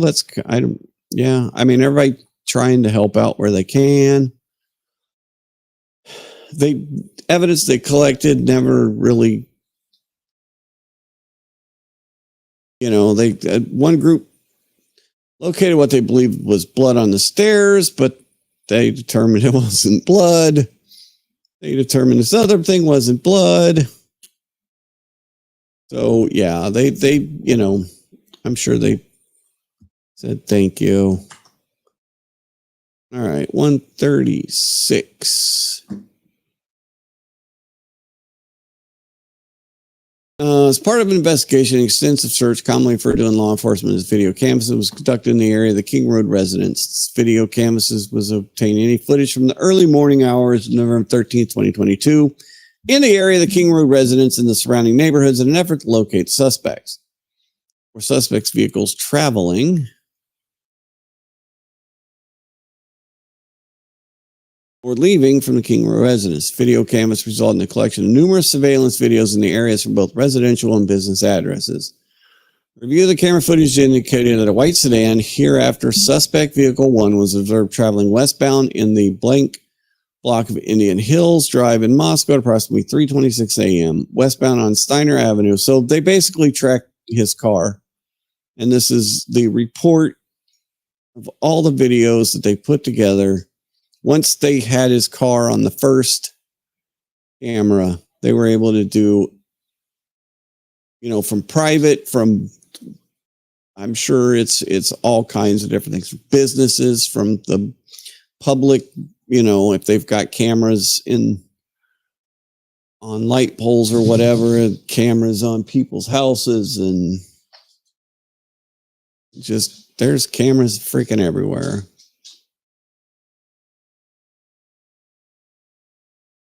So yeah, they were able to track his video or his car down through all of these different videos.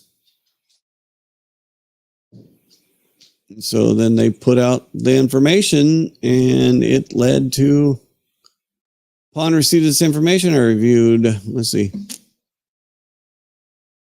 That same day at approximately 12:58, WSU officer Curtis Whitman was looking for a white Hyundai Elantra and located a 2015 white Hyundai Elantra at Blank and Pullman in the parking lot. Blank is an apartment complex, houses WSU students. Officer Whitman also ran the car to return to Kohberger with a Washington tag. So there it is. That's how they found him. That's how they got onto him immediately, in the beginning. And then they dug.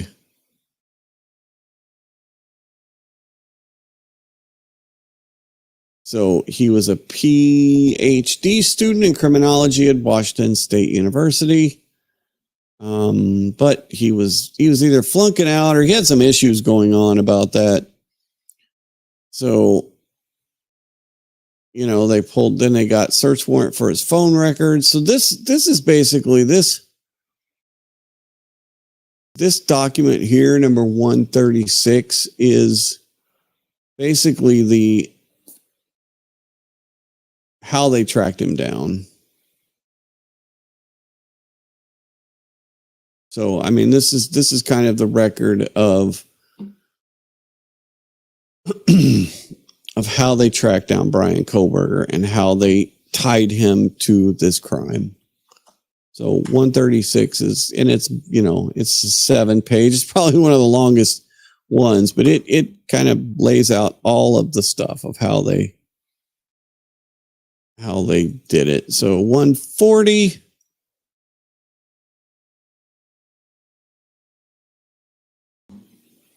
So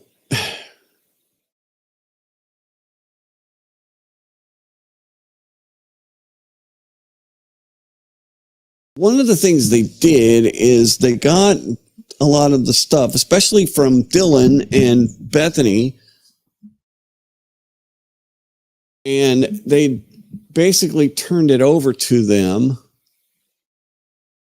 and the defense hadn't had a chance to review that stuff. And so whether they deemed it as evidence or not, the evidence they put in evidence lockers, the household items that they didn't deem to have evidentiary value, they put at the city shop. And they had photos of it. They had an inventory of it. They had it in totes and whatever. And then they turned it over. And so the defense was like, well, that's, you didn't view that as evidence, but possibly we could view some of that as evidence. So Dylan had actually returned the items.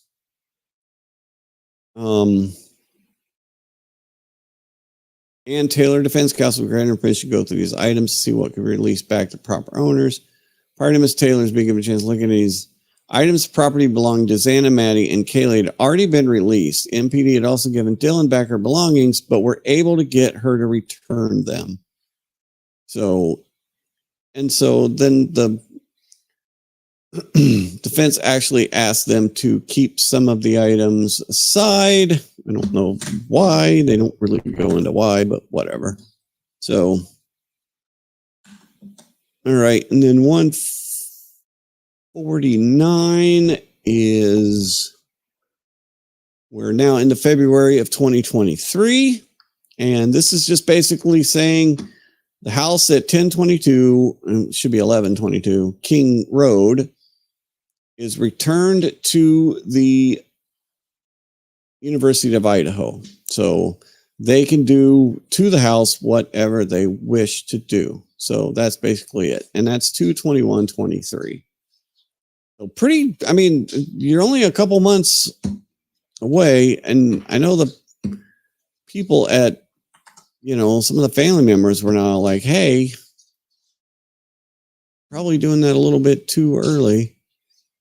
So 159, we've just got another weirdo, right? On January 23, 2023, the FBI tip line received an email from AH, which stated Kohberger attended PhD courses at Oklahoma State University. AH added she met Kohberger during this time. Kohberger befriended a professor named blah, blah, blah, who gave Kohberger a K-bar knife. Then they talked to this dude on the phone. He made up all this stuff about Kohberger. And just, they allowed Kohberger to attend classes as a guest, and they allowed him to stay at his home. And Kohberger was a homicidal and possibly had a psychotic break. And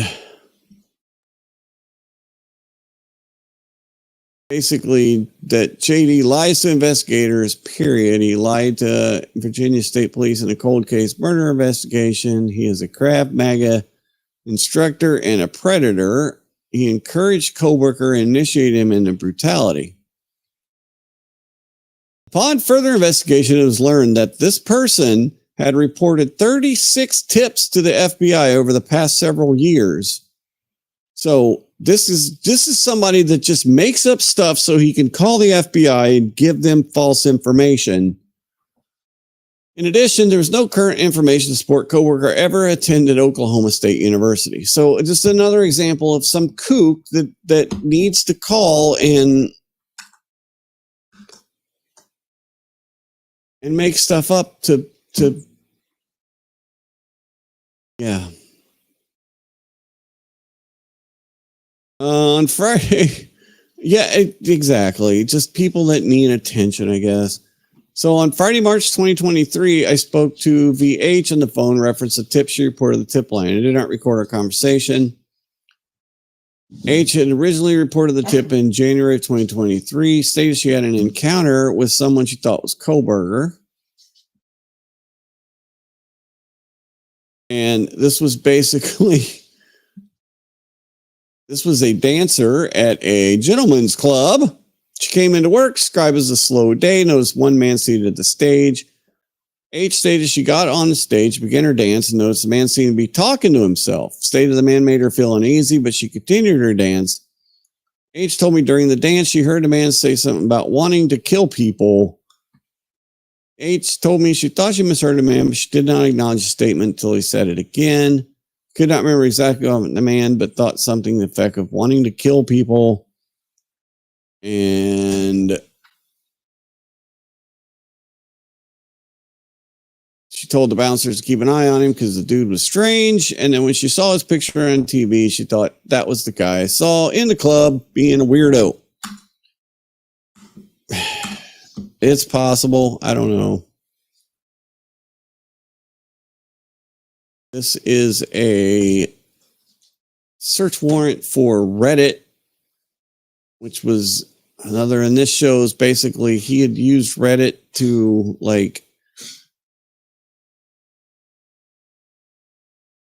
basically do some kind of a survey. I attempted to post a survey for the R prison subreddit, but my post was automatically removed. So he wanted to basically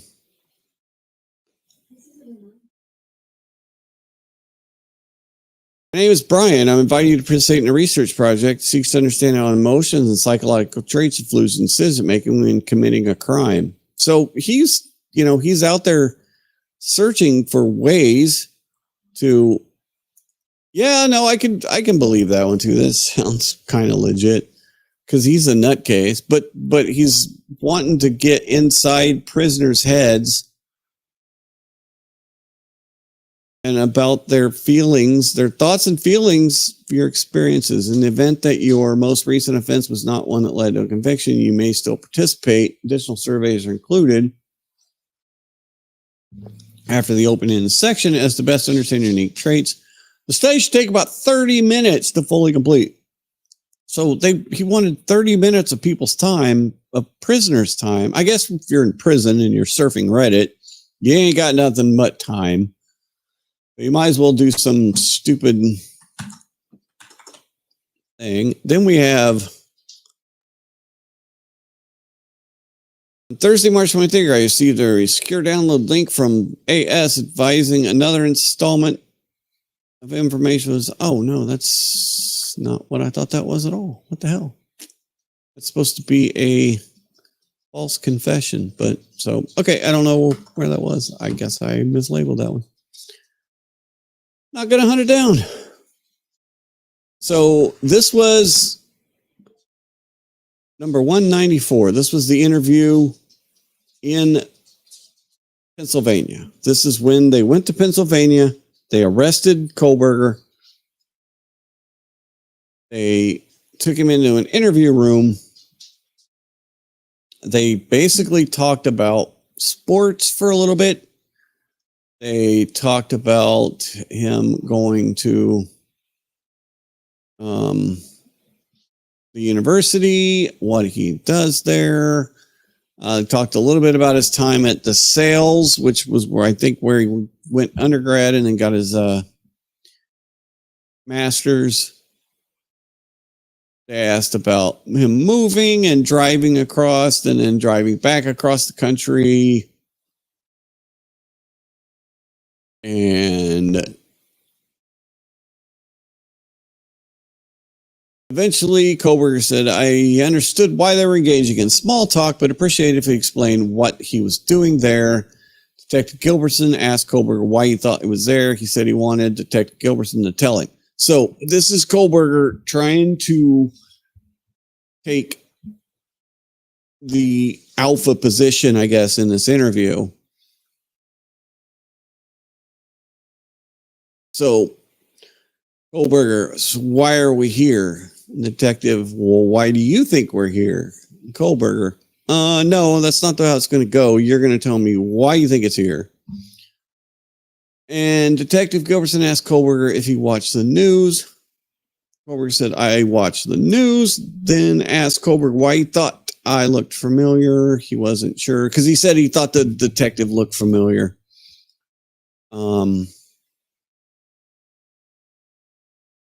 And then so they started talking about what happened. And let's see, when prompted to elaborate, Kohberger said it was an incident that we had been investigating for how long has it been? How long has that been? He knew exactly how long it had been. He knew the exact date that happened. He knew how many days, how many hours had elapsed already. So, yeah. Yeah, exactly. Trying to reverse psychology the cop. Yeah, it's what he was trying to do. Kohberger said he wasn't sure, but thought it was sometime the previous month. Detective Gilbertson confirmed that was why they were there. Asked Kohberger if he wanted to talk about that. Kohberger replied, well, I think I would need a lawyer. Kohberger then asked if we would explain to him what we were there for specifically and added that he was tired.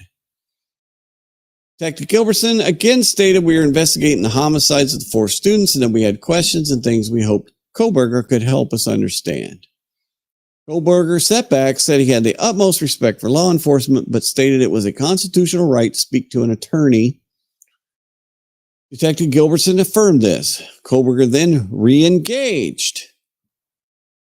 So I want to talk to an attorney. I'm going I'm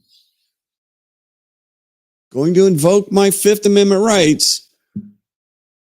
Then I'm going to re-engage, right? Detective Gilbertson affirmed this. Kohberger then re-engaged, said the only thing he heard was from Moscow was an alert that came to his phone. Kohberger then said he wanted to talk to an attorney. Detective Gilbertson said we would stop now because Kohberger wanted to speak to an attorney. Kohberger then asked where his parents were and where his dog was. Kohberger re-engaged again and asked what questions we would have for him. So now he's going to re-engage the detectives and say, well, what were you going to ask me? And they knew, nope, they were done.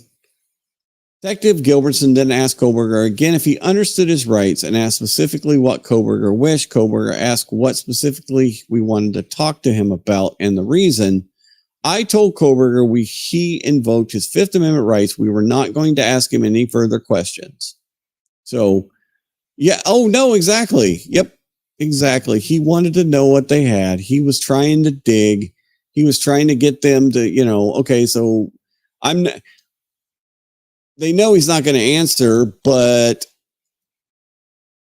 go ahead and tell me anyway. So, all right. There. A lot of this later stuff is just not very interesting. It's just follow-ups and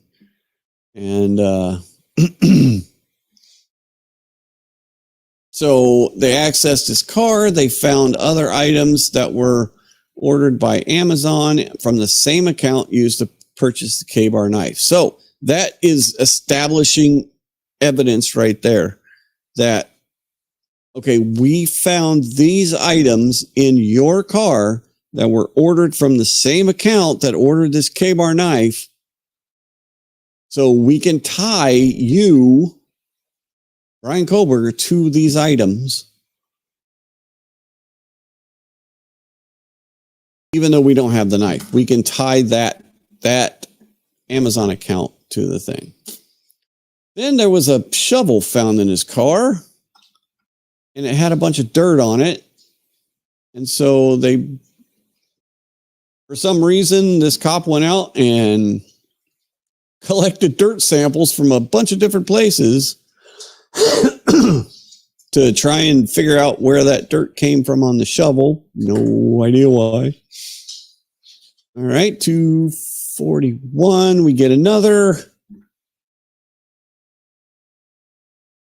And this is just another made-up story, right? This is just another person that basically said he was a real estate agent, and he was looking at 1122 King Road, and he saw Kohberger and Kohberger's father come by, and like this is just some made-up story about his nephew who had cancer and all that, and then it's like, well, his nephew actually passed away 8 years ago, and so basically, at this time, there's nothing to corroborate Blake's statements based off inconsistencies in his timeline.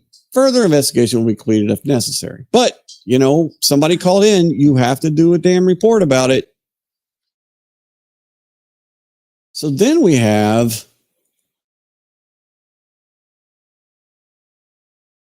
the phone survey, where the defense is trying to get the case moved. And so they initiate a survey from a survey company to find out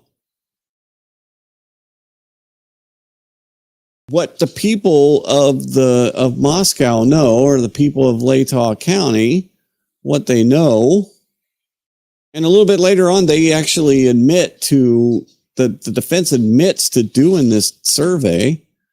They actually get a transcript of the survey in here because one of the police officers ends up getting called and get the survey. So he records it. He's like, nope.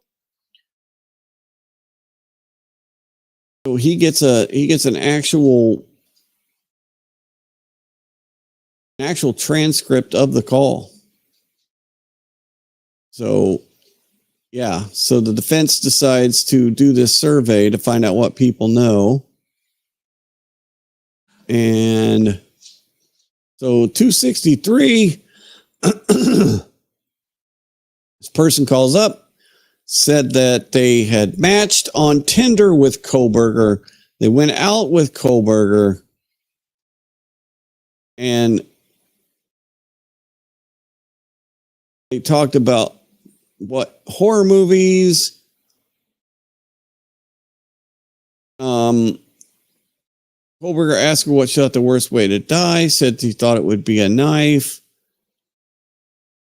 And then Kohberger asked her like a K-bar, and she didn't know what that was. She had to Google it, and then that made her uncomfortable. When Kohberger was arrested, he recognized his photo and remembered the comments about the K-bar knife. So this person calls in, says that they went on a date with Kohberger. He mentioned a K-bar knife. And then they go, oh, that's interesting. So they asked Tinder, hey, can you confirm that these two matched on Tinder? And Tinder said, nope, no records exist for that. So again, another just goofball that decides they want to interject themselves in there for fun.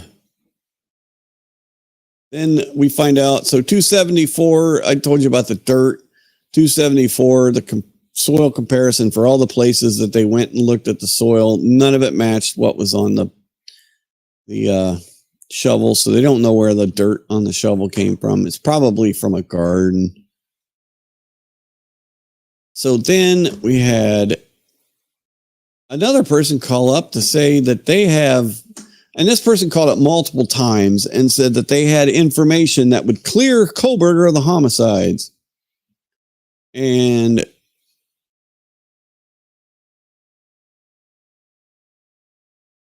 they called back and then got a voicemail. So that, you know. And then remember earlier when I said there were 94 blood samples taken, right? 94. So I was asked by the prosecution in this case to review my supplement number 73 to clarify the 94 samples that were in relation to the supplement, as I only listed 4 samples as being booked into evidence. I reviewed my supplement and recognized there was a typing error. Basically, number 9 is the open parentheses, and then the closed parenthesis is 0. So he forgot to hit the shift key. He should have just said there were 4 samples, but on his report he said there were 94 samples. So I'm sure that was I'm sure the defense was like, hey, where's the 90 other samples here? Oops. So, yeah, so we find out so then 289 comes around, and then this person says that Kohberger was framed. They try to call her back. They get hung up on. And then 303. This one's kind of interesting. We're almost to the end, too. So this was an inmate that was staying at the Latah County Jail at the same time as Kohberger. And they had talked about him. I began to ask what he thought of Kohberger, having had to live next to him.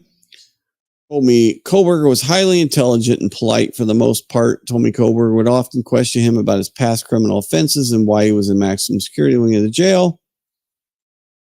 Asked him what he thought of Kohberger's intelligence. Stated Kohberger was the smartest person he had encountered while in confinement. Not going to say the guy isn't smart. He is, but he's also a psychopath. The inmate told me Kohberger quickly became annoying. Some of his habits. Kohberger would wash his hands dozens of times a day. That doesn't surprise me. He would spend 45 minutes to an hour in the shower. He didn't really sleep at night. He was moving around all night. He also talked to his mom for hours and hours every day. And the only time he lost his temper, he was on the phone with his mom, which the inmate said he did for hours each day. And then, so the guy was watching sports and he said, "You suck," to one of the players on the team. And Kohberger immediately got up, put his face on the bars, and aggressively asked if he was talking about him or his mom. And I guess he thought the guy was saying he sucked or his mom sucked or something, but he was talking about the damn sports game. So who knows? And then I just have this labeled as fucking freaks, which is basically the same one that said that they have information that would prove his innocence. And so they called this person back. I advised her who I was, asked if she could relate the information she claimed to have. She told me she sent a letter to Ann Taylor's office, who's the defense attorney, with the information, and she would not disclose what she knew to me. I advised her it was my obligation to learn the possible exculpatory evidence. She told me she had never met Kohberger or spoken to him, but she knew he was not the person who committed the murders. I attempted to explain it was important to know the information she had. She would only tell me to do an Freedom of Information Act request so you can learn my maiden name. Then she stated if I did so, the FBI would immediately contact me. I asked her if she had contacted the FBI, which she replied she had not, but they would know as soon as I searched her name. So this is just a crazy person. But every time you're going to have crazy people, it's just inevitable when you have things like this. And then 308, again, this is just somebody that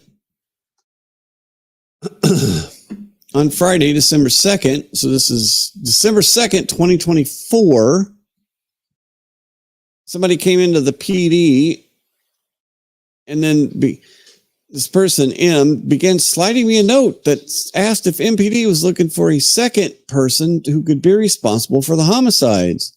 The note described a male, and the bottom said if MPD was not looking for another person, to slide the note back and she would leave. And so then she gives another stack of handwritten letters, which is basically about somebody that's behaving strangely that she thinks. And this is just somebody that's like trying to turn somebody else in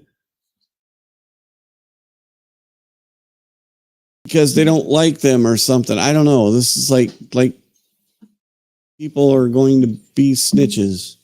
And then finally, the fridge died. Yes, the evidence fridge at the Moscow PD took a dump on January 24th, 2025. On Friday, we know all about that because our freezer took a dump and we lost a whole bunch of meat and other things, mostly meat. So on Friday, January 24th, approximately 7:50 hours, I arrived at the Moscow Police Department to start my shift. When I reached my door, I could hear an electronic beeping noise. Upon entering, I determined the noise was an alarm sounding from the evidence refrigerator unit. The digital temperature display read 60 degrees Fahrenheit. That's not good for a fridge. I left work the day before, Thursday, January 23rd at 1200 hours. There was no alarm sounding. The evidence freezer, which was a separate unit, was not affected. So I called my supervisor. They said, it's January. It's cold out. Take it outside to the building. And then I guess they have an outbuilding. And so they took it out to the outbuilding and took all the stuff out of the fridge, took it out to the outbuilding, and was able to cool it back down. And then they went and bought a new fridge. So, but you can see there's a lot of stuff in that fridge. Like, it's like 4 or 5 pages of evidence. Swabs, hand trace, nail clippings, wrist swab. So I don't know, DNA swab, cigarette butt. I don't know how much of that needs to be refrigerated. Like, I don't think it's not in the freezer, right? It's not frozen. So, but yeah, so there we go. That is of the 314 different records that were released. Those were the ones that I thought were the most interesting of the bunch. Like I said, I think it was 136 that was like the big thing. We didn't hear much about Kohberger until the search warrant. And then 136, if you're going to look at these, 136 is kind of lays out how they found him, from tracking his car, from finding his car, to seeing his car at the school, to then, once you got a name, then you can start digging, right? So you've identified the car, you identified what the car looks like that you need. You identify, okay, you've got this one. I'm sure there were other Hyundai Elantras that they had found and examined. And so, but that's the one that bore fruit. And so now we have we got a plea of guilty. We still don't know why. And I think that's a lot of what the families would like to know. The families would like to know why. Why did this have to happen? And it could be as much as the guy is a nutcase. I mean, that's what we know. The guy is a nut. He is a psychopath. Yeah, I know. It is probably one of those crazy psychics or something. Or, I mean, just if you do a freedom of information, what kind of FOIA somebody going to figure out your maiden name from a Freedom of Information Act request? I mean, that's just a crazy person. But, these things bring out the crazy people. They just do. So, all right. Well, hell, we went long tonight. 2 hours and 22 minutes. I like it. My my ad is still under review, damn it.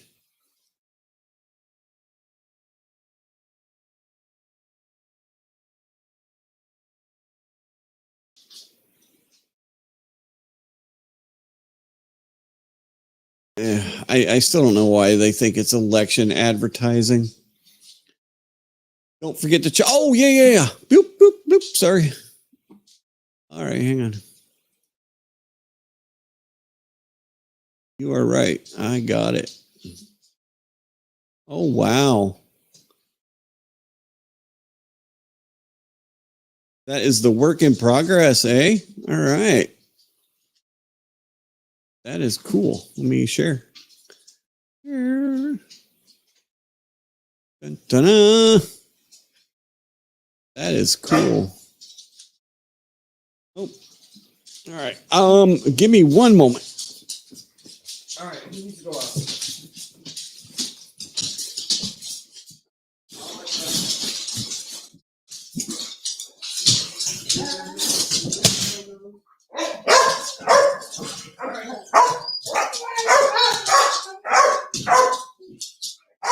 Hey, shh. I'm still filming. It's getting close to that time for these guys, so it's getting close to feeding time. That's just one corner. Yeah, it's kind of what I figured. Oh yeah, no doubt. That's